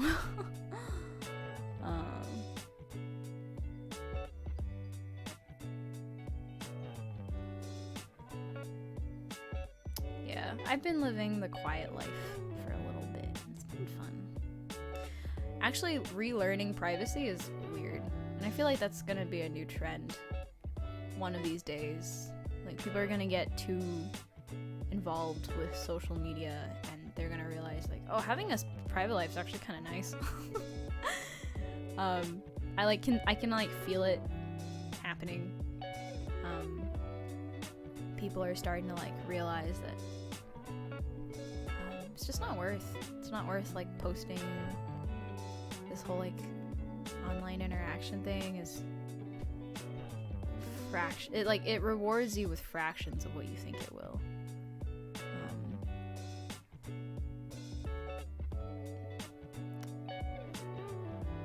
And it's always a little kind of like, I guess, I always hesitate giving people like social media advice, like in terms of, you know, people are like, oh, I want more followers, and I respect that. I mean, I wanted more followers when I was starting out too, so it's like it's a normal thing to want. But I always just have to say, like, you know, be careful, because that kind of stuff changes you. It makes you a little bit more cynical, makes you a little bit more desperate, I guess, for validation. It's always a dangerous thing to want from people, because people are very fickle. They're very dangerous. It's a lot easier and more reliable to get validation from your own art than on people you have never met or will never meet, which is what I've been trying to do and focus on. It's been tough, but it's been good. And I think that's something that a lot of people start to realize, like, when they get older. It's an advice I've been hearing a lot from my teachers. It's just like, go do things that you want to do. At the end of the day, like, you know, all these cool jobs that people want, like these concept art jobs, and, you know, working on video games. Oh, that sounds so fun, but at the end of the day, it's still a 9-to-5 jobs that you go to, and so you have to work on things that you don't want to work on, and it's not endless, or it's not like paradise once you get there, you know. So if you just have the dreams, if you just have a, you know, a good time with the stuff that you're doing, then it's all good. Also, my God, I didn't realize that was you still, because I haven't memorized your name. But yes, please send me hate comments. It's okay. You can tweet them in the form of threats. Tweet them? Text me. You don't use Twitter. Text me.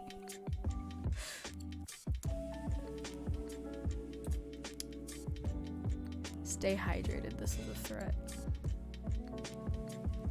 Was it you that said that? I remember my dreams. No, I mean, like, someone else mentioned stay hydrated. I feel like that was someone else because it wasn't bright green. I'm blind. I don't know. We really should. I'm actually really stunned, actually, that hasn't taken off. Oh, see, this is why you're like better than me at life. I hadn't saved this entire time. Good stuff, guys. Good stuff. It's okay, things. If it goes, it goes. It teaches you patience. How I choose to look at losing my work. Which I don't lose it very often, except for when I do 3D things, obviously. 3ds Max is the only time I've ever like lost work all the time. Actually, 3ds Max crashed on me like fucking, and it was actually atrocious how many times it crashed on me. I was like, how is anyone proud to call this the thing that makes their art? Like, but then people get crashes in Photoshop all the time, so maybe I'm just biased. But Grizzlog, it's been a while. How have you been, bud? People are coming out in the woodworks. I actually wasn't sure if I should like do Twitch anymore, because Twitch is a different place now from what I've noticed. But I don't know. I just didn't feel like doing a YouTube stream, I guess. I have no idea, because like it's so much more accessible for people to be on YouTube, because you don't even have to sign in to like watch. And I mean, I guess you don't have to sign in for Twitch either. I don't know. I feel like Twitch is a little heavier to run, or maybe I'm just crazy. I'm like, maybe I should stop this train of thought. Obviously, I don't know what I'm talking about. I have been doing great, Grizzlock. I feel like it's been I feel like the last time we talked was in 2016. That's a long ass time ago. Yeah. I haven't really been talking to anyone from that time.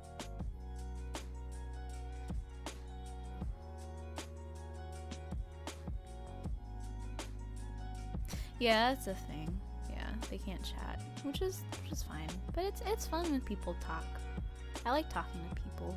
It's like fun, because honestly, I kind of autopilot when I draw, because I don't usually when I stream. At least I don't know. It's just like I'd rather just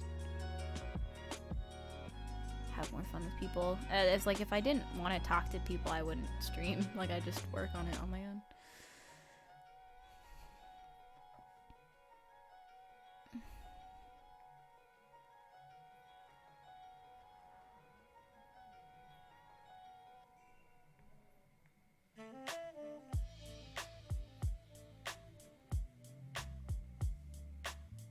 Is this gonna look good? Who knows?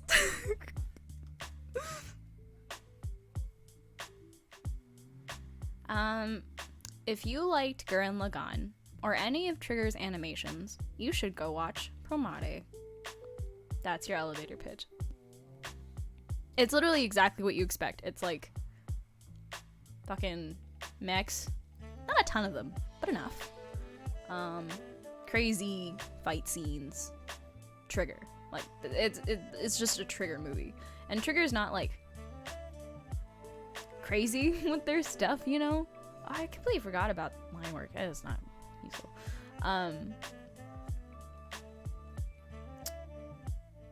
But yeah, like it's honestly exactly what you expect for a Trigger film? Trigger film, yes. Does he have any? Oh, he has his little arm thing, which I completely forgot about. Oh, wait, these are wrong. They're closer to his arm.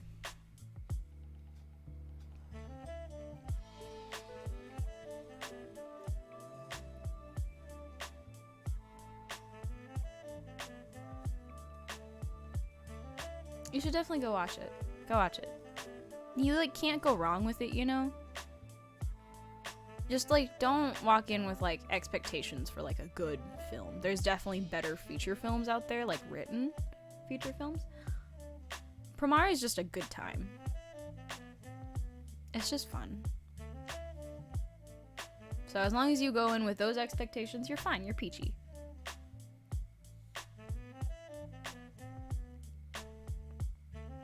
Mayhaps I should make this bigger.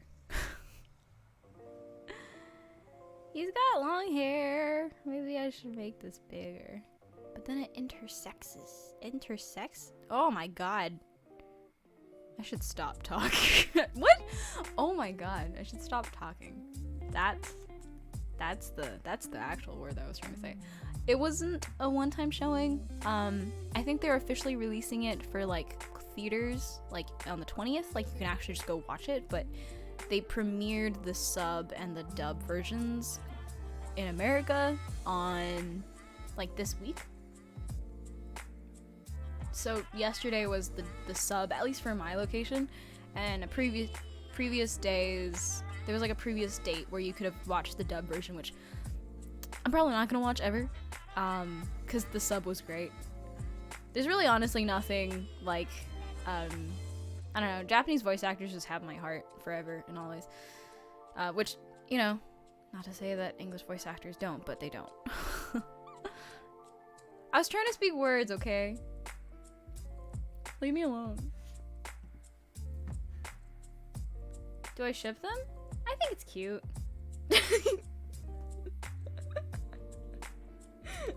Micah, this is great. My roommate's sending me things.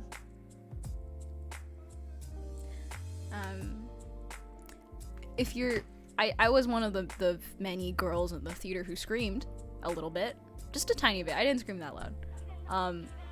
I think it's cute though. I think I'm okay with it not not being an official thing and also being an official thing. I'm not too interested in like being a part of that part of the I guess fan culture. I go through phases with that stuff, so currently I'm just really excited about like the cool colors and how fun it was. Maybe one day I'll go back and just be like, yeah, I'm really into that, but not now.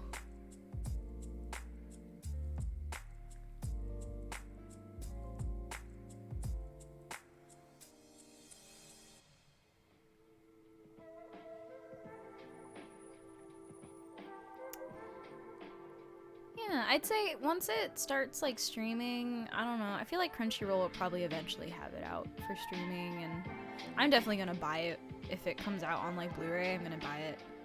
I'll find a way. I'll have like an actual Japanese person go buy it for me and then ship it with one of those like third-party services. It's gonna happen. If they don't let me buy it, I'll find a way.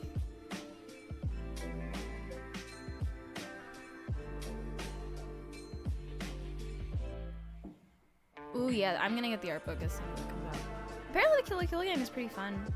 From what I've heard, it's pretty good. And it actually, it's like the shaders are really nice. It's like different than Guilty Gear, but also using kind of similar technology. It's cool.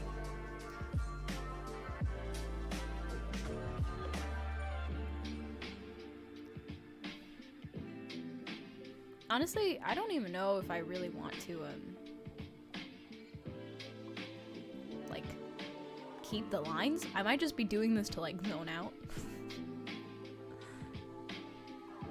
I want to stream more often, I promise. Like, that's actually a thing I want to do. It's just, well, for a while I didn't have time to stream, and actually still kind of true. I just kind of fell off the face of the planet for most things.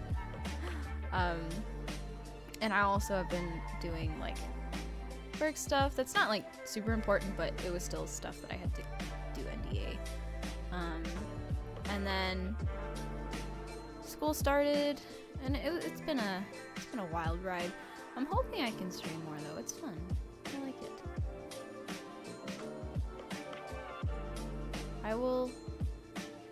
There will never be a schedule, but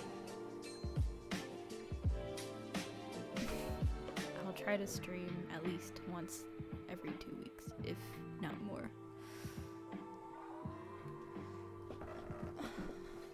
Can you know CalArts? I mean, I don't know very much about CalArts. I've heard it's pretty expensive, and there's like a lot of things that people have said that CalArts is not really the same as its like reputation, or its like reputation precedes it or something. And it was not a school I was ever considering, because I feel like you should go to a school for their strengths, and CalArts is animation. And I'd be interested in working in animation, but not doing animation.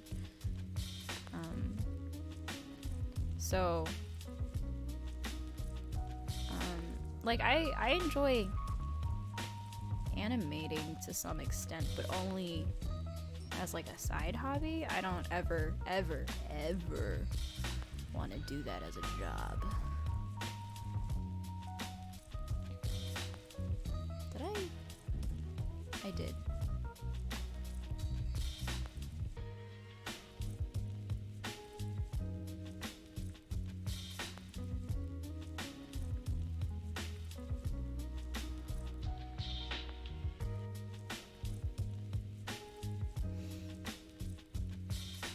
Do I stream at night? The only time where times are not much.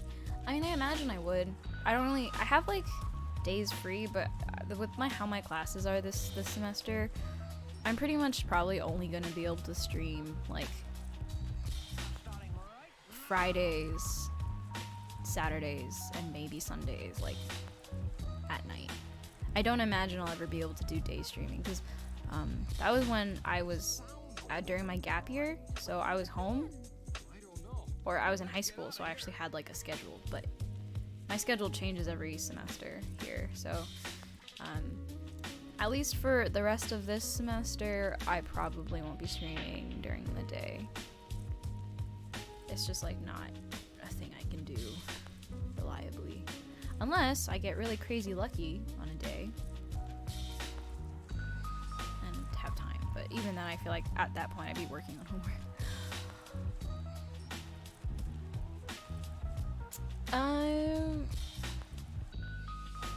Maybe one day, but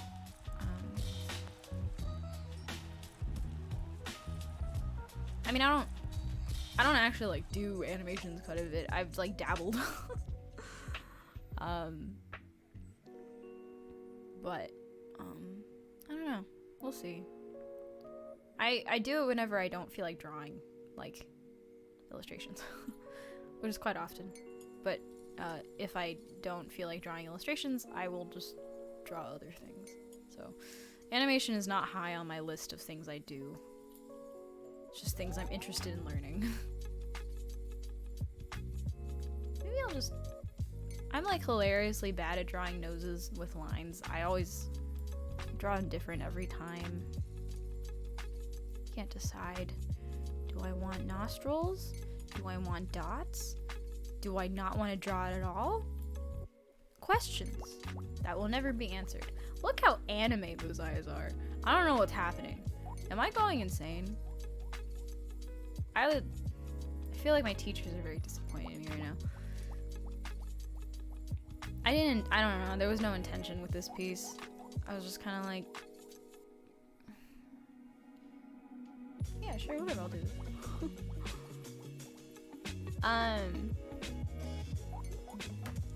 I use a Wacom tablet. It's a Intuos Pro Medium. Have you ever had a tablet breaker? I have a lot of PSDs corrupted. I have had a few PSDs corrupt, not often, but I have had tablet break. Yeah, but it's mainly the port, like the place where you put in the USB. That part breaks. The rest of the tablet's usually fine, but Intuos is hilariously bad at being good. But I love them. I might get a Cintiq soon, by soon, I mean whenever I can pay for it, which might not actually be very soon at all. But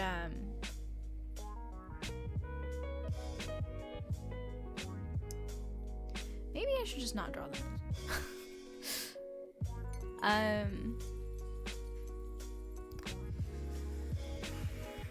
But yes, I've had 3 tablets at this point. First one was the old Intuos before they became pros.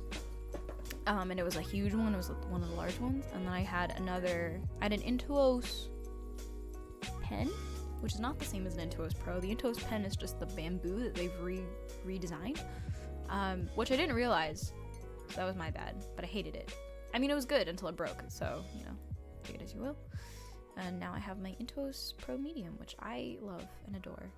I treat it poorly, though. I treat all my technology really poorly. Like, at some point in its career, it just becomes a really expensive food mat.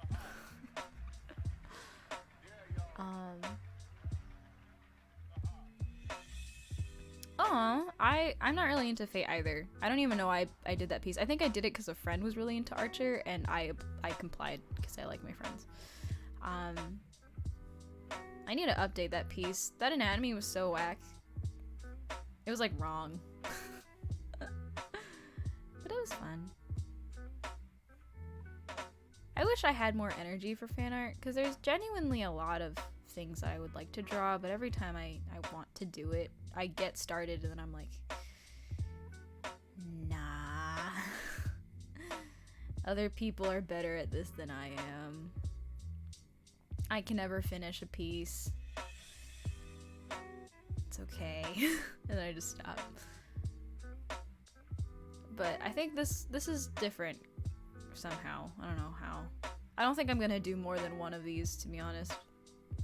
I get out of, like, I don't really hold on to many things, like, in terms of, like, things that I like, series that I like. I don't know, I always phase out of them really fast. Like, I like series for a long time, but it's like, I don't like them enough to, like, dive for them. I don't know. Maybe I'm just lazy. Oh. Bye, Micah. Night. Oh, wait. Do you want to go to figure drawing? I'll be waking up at 8 for it. You don't have to come. Okay, alright. No worries.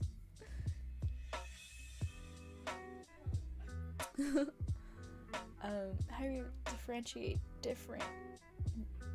drawing different types of ethnicities? I've been having a hard time drawing Western character made them Asian. Typically it's the T-zone, like the eyes, the nose. It depends on how you draw the face. I mean, granted, I mean, if you send me an example of what you're talking, like with your art, like when you intended to make them more Western, I can do like a quick paint over. But typically I've discovered that, like, it's usually dealing with the eyes. If the eyes and the nose don't look right, like don't look distinctly like of a certain ethnicity, then that's oftentimes what will not communicate your intentions. Like, I tend to draw very ethnically ambiguous people. But I also have a tendency to draw like 2 different types of faces. And not much other like variety. I try to do more variety, but I feel your pain. That's what I'm saying. But basically, if you study how other artists interpret ethnicities, like Eliza on Instagram is a really good example. She does a lot of African American, people of color kind of facial types, and it's easy to distinguish that from like other kind of ethnicities that she does, and she does a really good job of differentiating the different cultures that she draws from. She tends to draw a lot of African American and kind of like ambiguously Western faces, but with the occasional Asian. But yeah, I don't know. I'm trying to figure out too.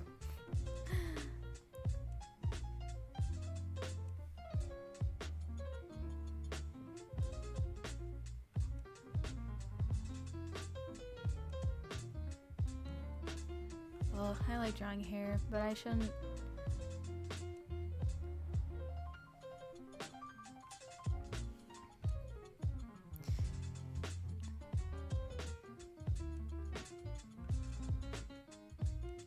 this even like the same style? I can't even tell.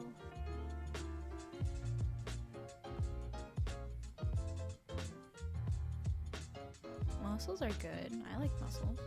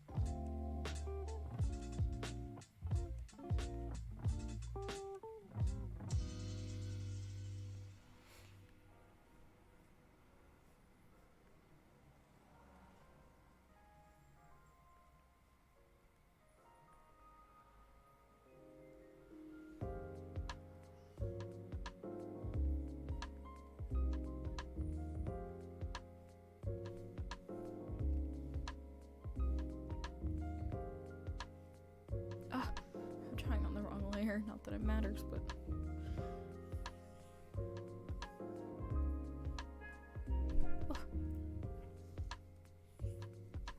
those microphones are right in front of my face.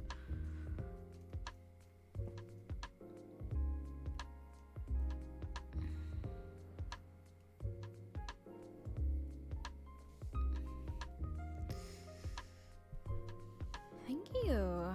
This, like, line art's actually working for me, which is strange because it never does. But I think it's because having a good time. It's a good night. Or at least an okay night. I had class. And that class never is a good time.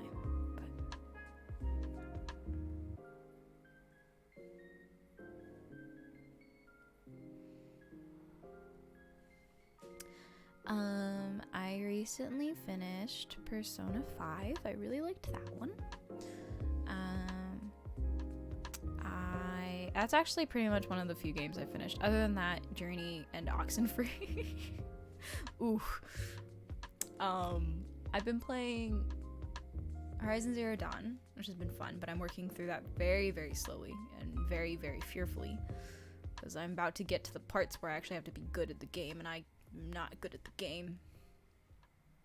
Yeah, actually, that's exactly why I started playing it. It was because Persona 5 Royal was like kind of announced, and I was like, oh, I should play the game. Oxenfree was a trip. I played it with Micah, my roommate, and we got an ending that we were very scared by, so we should play it again at one point. But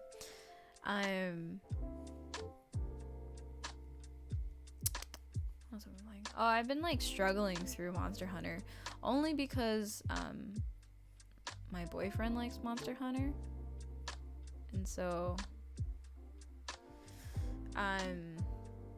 I've been playing it in an attempt to appreciate things that he likes. But I'll be honest, Monster Hunter scares the fuck out of me.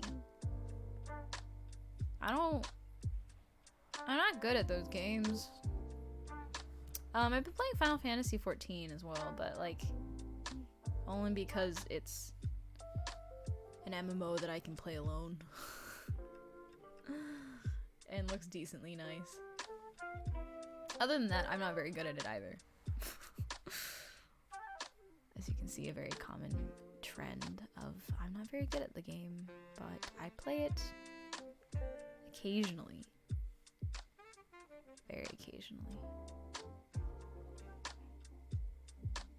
So I've heard everyone's been talking about it. I am nowhere close to playing the Shadowbringers expansion. I have it though. I have only just been like, I've only just like gotten kind of close to finishing Heavensward. I'm actually not Heavensward. Fucking Realm Reborn. I'm not even at Heavensward. I'm almost. I got to the last story quest for A Realm Reborn, and it required me to make a party. And I was like, well, I guess I'm never playing this game again. Because it requires me to make a party, and that means I have to talk to people, and I don't do that. I feel bad because I'm in like some really sweet guild took me in. They didn't have to, but they did. And I haven't logged on in many a month, so I'm sure they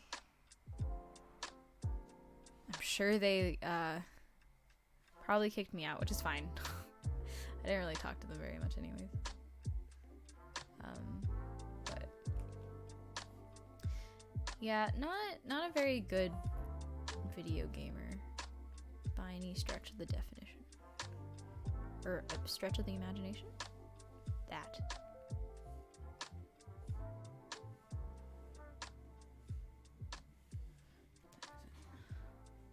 143. Yeah.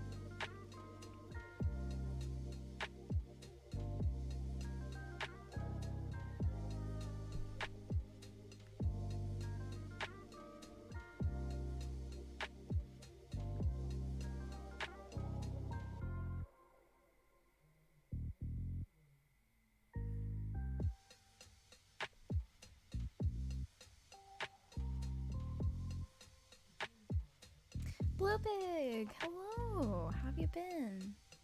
It's been a while.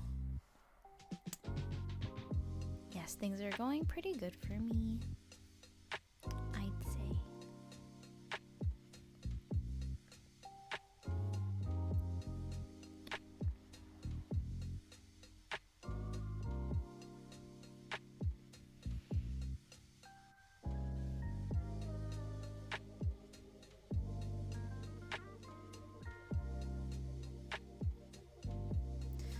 Ooh, this is why I hate line art. Ooh.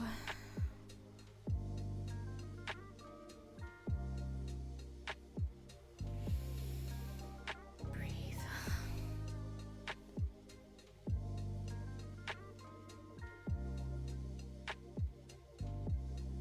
Do you even like that arrow? No.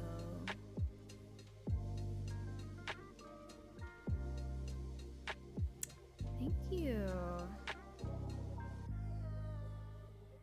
Honestly, my recent stuff has all been kind of like all over the place, but glad to hear, happy to hear that you're enjoying it somewhat.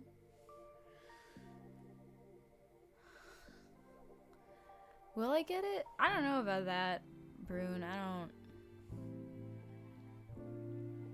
I don't know if I'll ever get it at this point.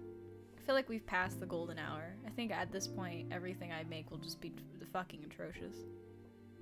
It'll reaffirm why I hate line art so much.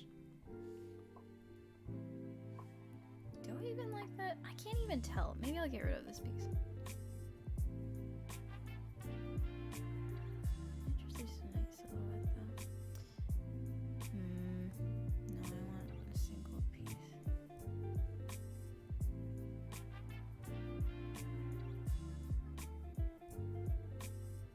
This hair is very fluffy.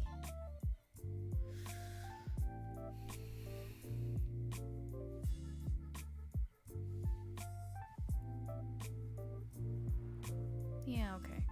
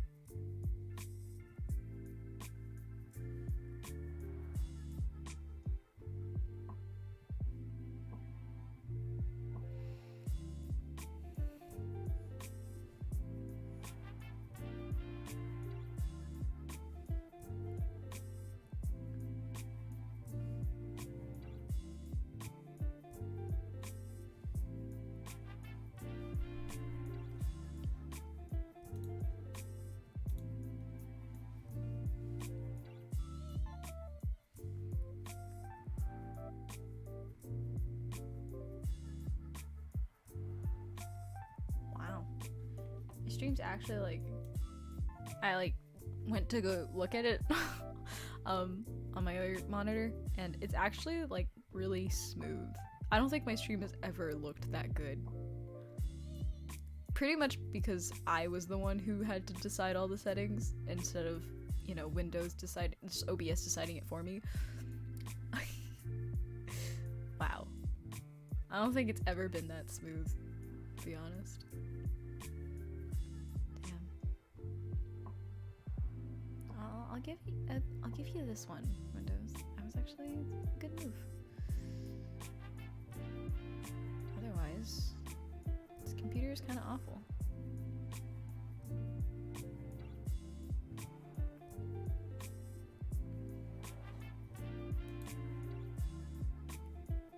Yeah, that's fantastic, because I tried streaming before, like a little while ago, on my Mac. Or rather, I like recorded. And it was awful. It was like super laggy. Photoshop threatened to fucking sue me. Yeah, it was bad. So this is great. So I might just do like stuff in Sci from now on. I don't know. I still like Photoshop though. I can't get Photoshop to open on this computer. What time is it for me? It's currently 1:50 a.m.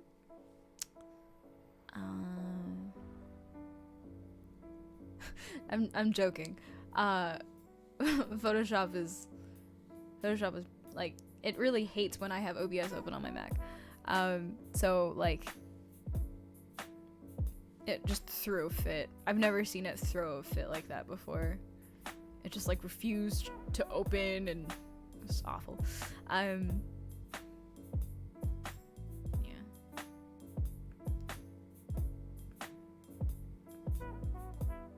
I feel like Photoshop would sue me though if it was like an actual like sentient being for all the abuse.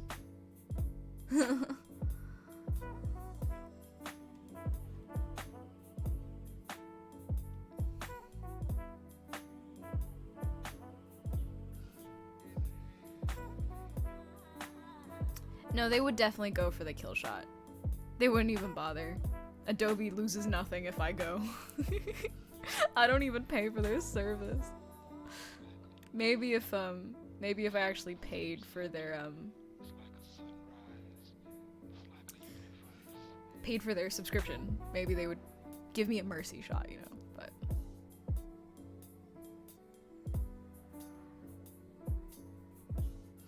I feel like if people stream with their program, though, they probably wouldn't. It's like free marketing. Because, you know, then the people come on stream and they're like, oh, what program are you using? And you say, oh, Photoshop. I feel like they would never. But maybe I'm too hopeful for our future.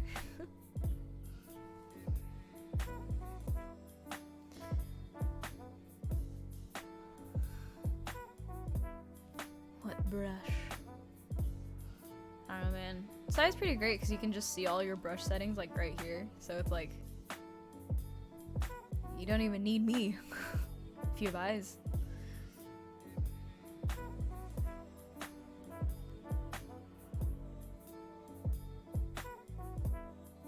Ooh, this is when I actually need reference for clothing because I don't know what any of their clothing looks like. Also, Leo, love you, but your clothing, stupid. Like, what even is this?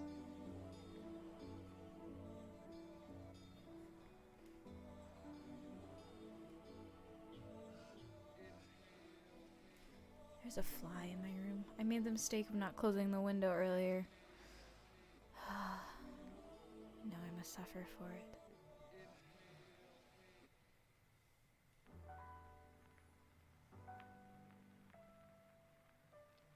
Wow, there's actually 41 people here. Interesting. I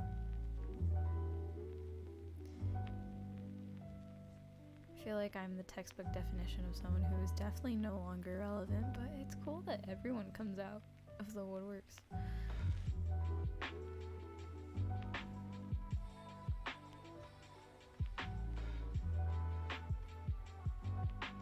I don't even know how this is supposed to go. What do even frilled shirts look like? Maybe I should look that up. I've never seen a frilled collar like this that stands up on its own. Can't even spell collar? Right. Ooh.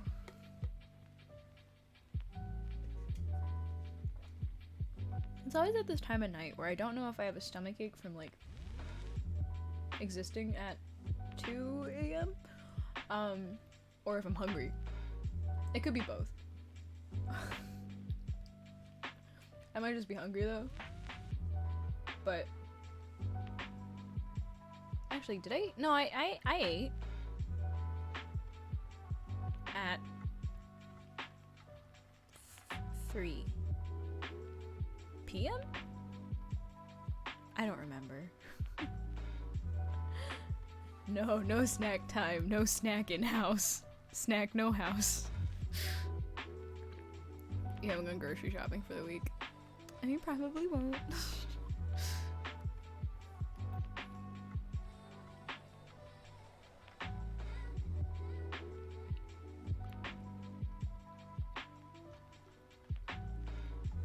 Damn, the one line I was actually proud of and I have to cover it up with a collar. Good, good.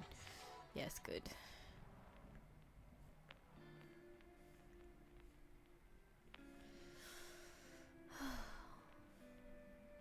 Maybe it's the sugar in the boba I'm still drinking. Or maybe it's my anxiety. We'll never know.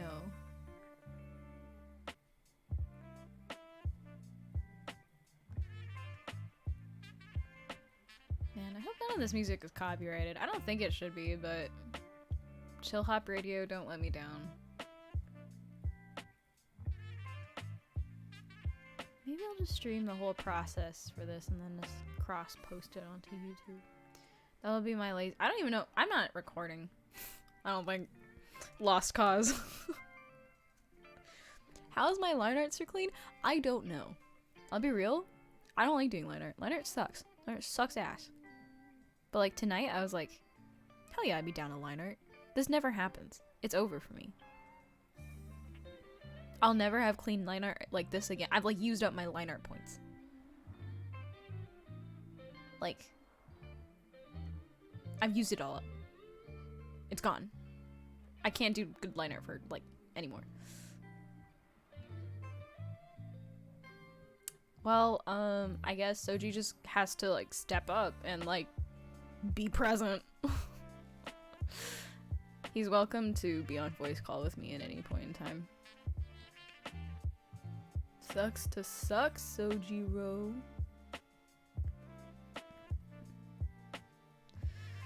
Ooh.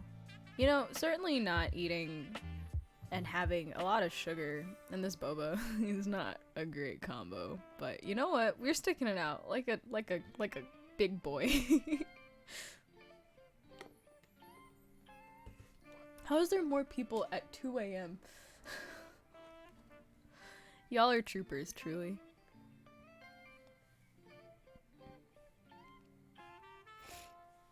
I feel like these buckles are not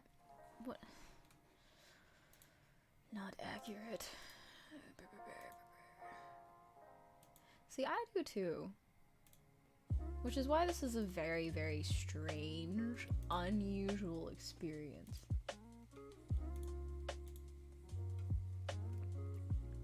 I don't normally do this. I've actually been sleeping great, I guess, until now. I've been, like, sleeping at good times. Like, going to bed at, like, 11. That changed. Immediately.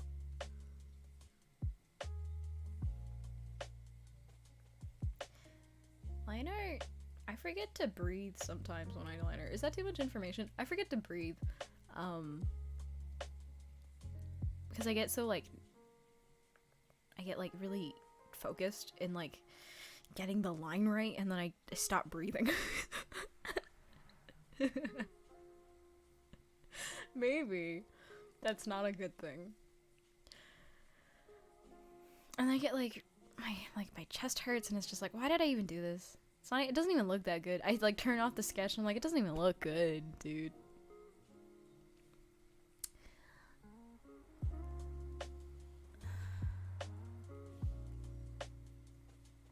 See, here's the thing, though. I'm pretty sure they do. They, like, exhale, you know? Like, when they're about to take the shot. Like, it's like what photographers do. They, like, exhale. Or maybe I'm just crazy. But, like, I feel like I shouldn't have to, like, not, like, asphyxiate myself. Ooh.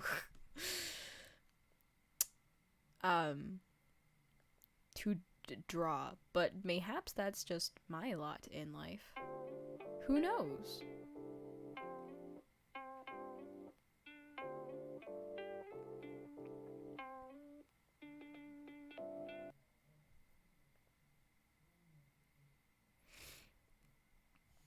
Oh, this is too much detail.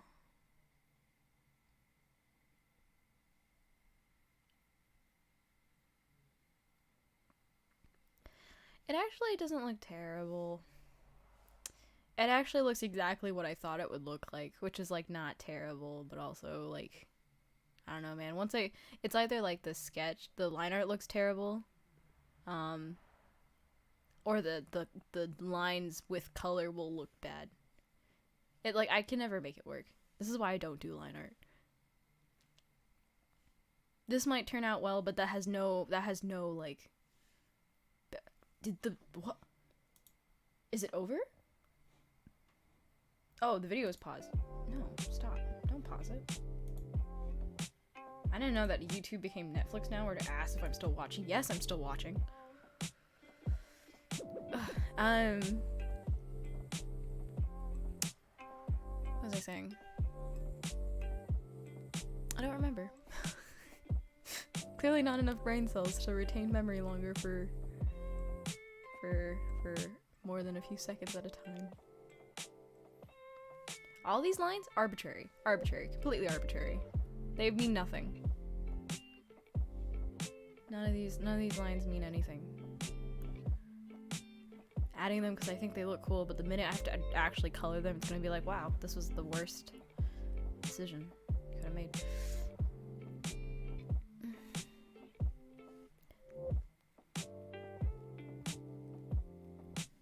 If you guys have, like, art questions, by the way, like, hey, look at this. Help me with this. Draw on this for me. I can also do that. Because I can imagine it gets a little boring after a while.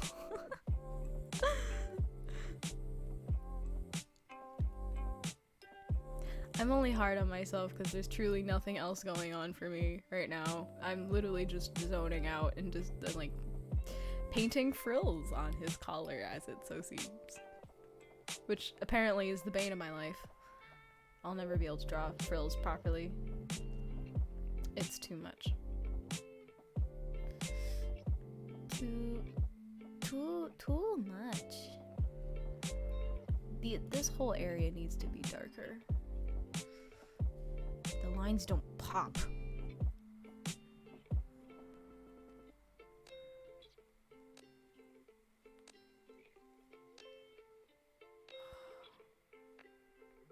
I wonder.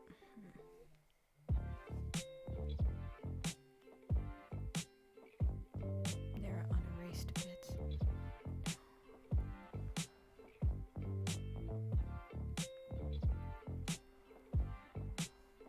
I don't like how that stops.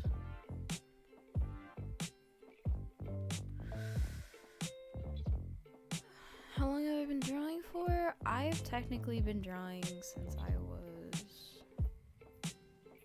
2 years old, but I really started to take it seriously around the time that I was 12.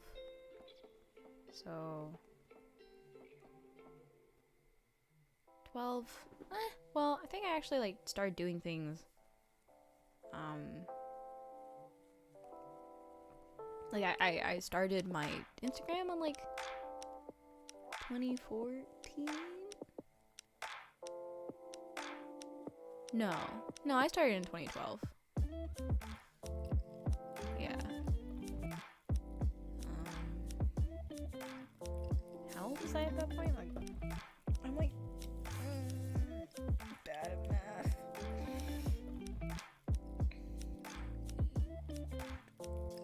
I was about 14 at the time. I feel like I was younger though. Like I remember being the 12-year-old. I remember being the 12-year-old.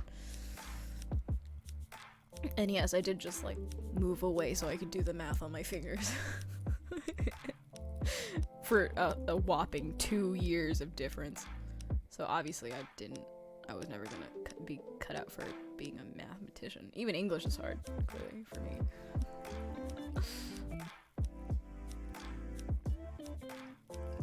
Focus to recede. You draw too much attention.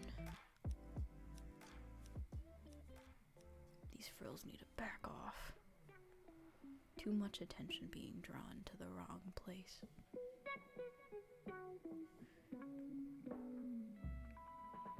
Clothing folds, drawing real clothes on real people is the best way. There's like theories, you know, like you could learn that, oh, if you're drawing like a shoulder, like if someone is like, you know, here, it's a very long chin, butt chin. You know, if they have like you're drawing like a t-shirt and their arms are down, obviously, you know, stuff happens like that where it's like, oh, that always happens because that's just how clothes are made with seams and stuff.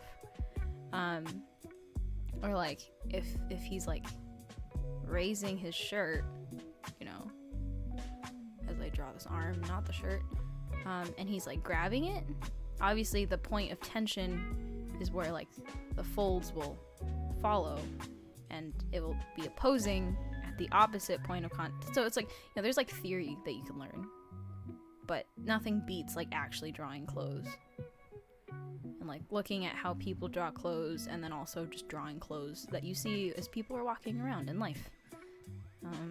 Photos are great for this.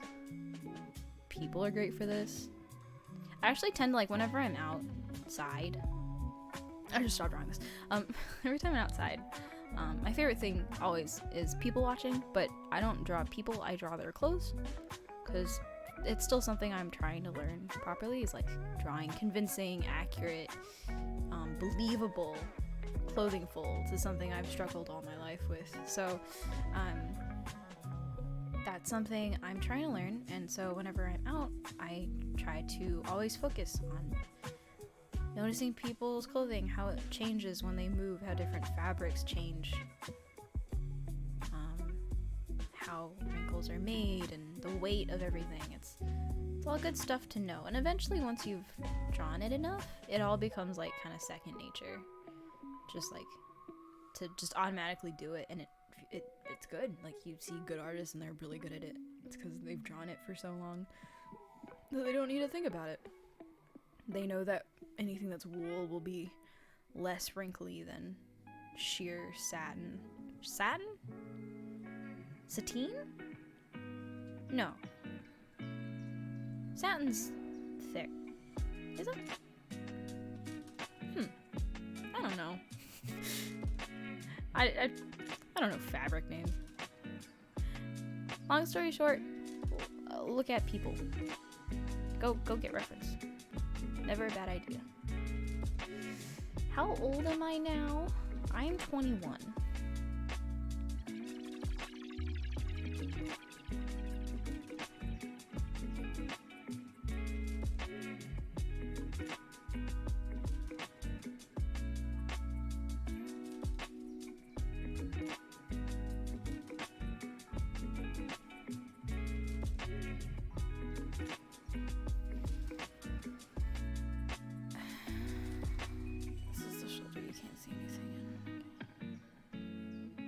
I like conveniently avoided the shoulder that had the most interesting stuff, but that also means I conveniently left out the shoulder that has the most interesting details, so somehow I have to make this one interesting in some way.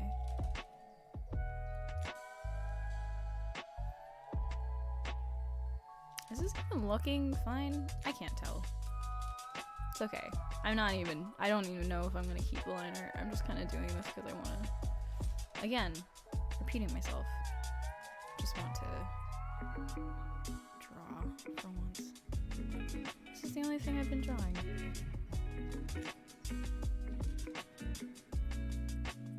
Will I finish this? Who knows? The world will never know.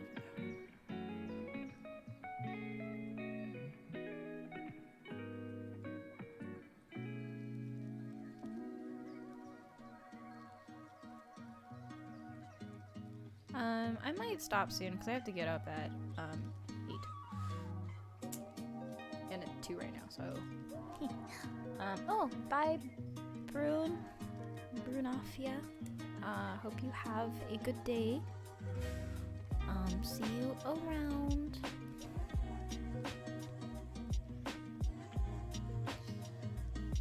Yeah, I might stop soon because I need to get up early, and also my eyes hurt. But also drawing is fun, so maybe I won't. I don't know.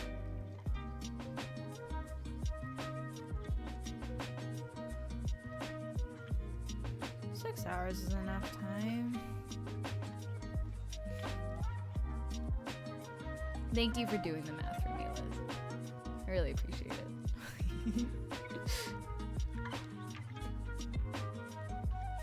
I should keep you on staff.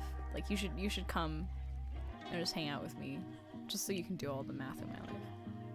I'm not kidding when I'm like really bad at math.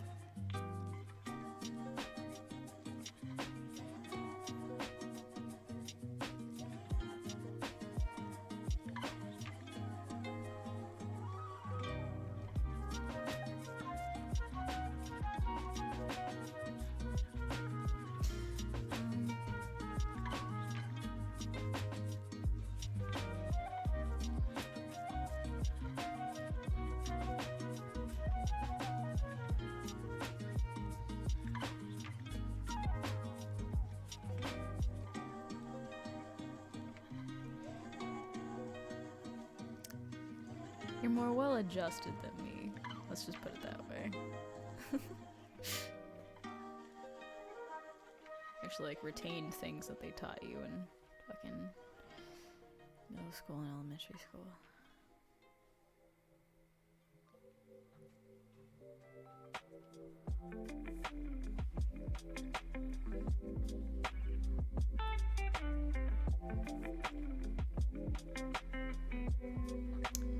Bye, Liz.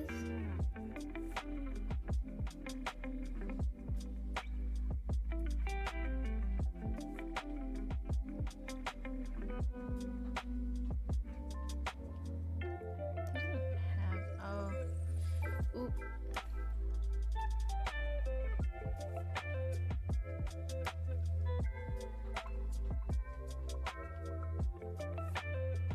This just in. I hate drawing ruffles. I don't get them. They're rude and mean to me.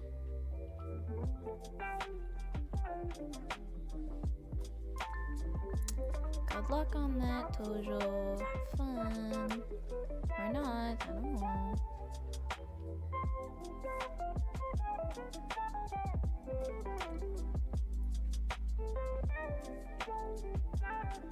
It's fun to stream. I enjoy it.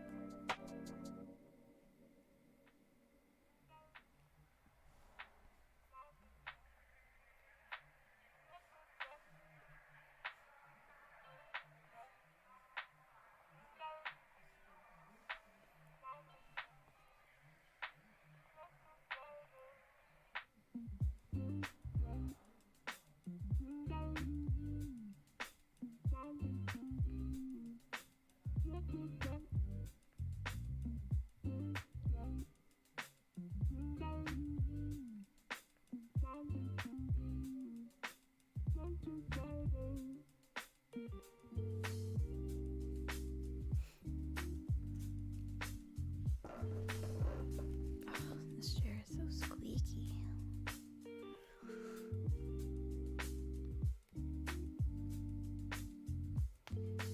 Bye, Uni Mooney. Thank you for coming. I'm gonna finish this hand and I think I'll probably end stream. Because I should also go to bed. I can't see with my eyes.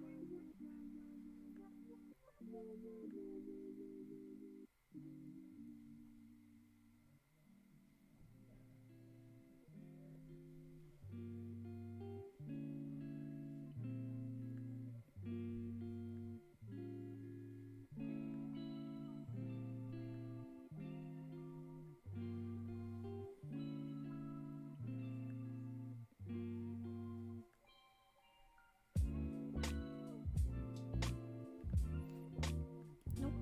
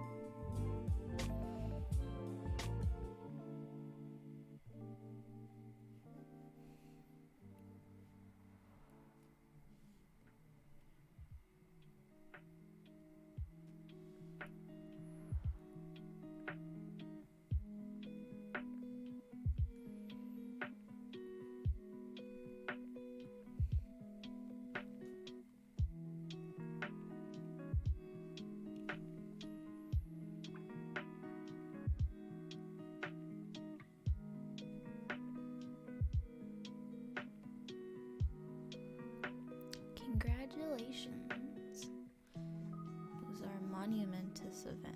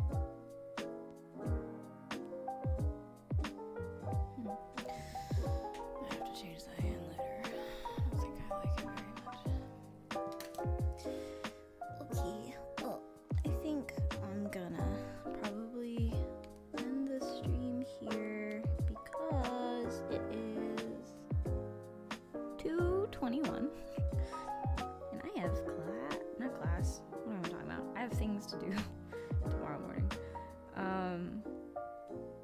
But yeah. Thank you everyone for coming. It means a lot to me. Yeah, and I hope you all have a good day, good night. And I don't know, maybe I will stream again soon. That'll be cool. Thank you everyone.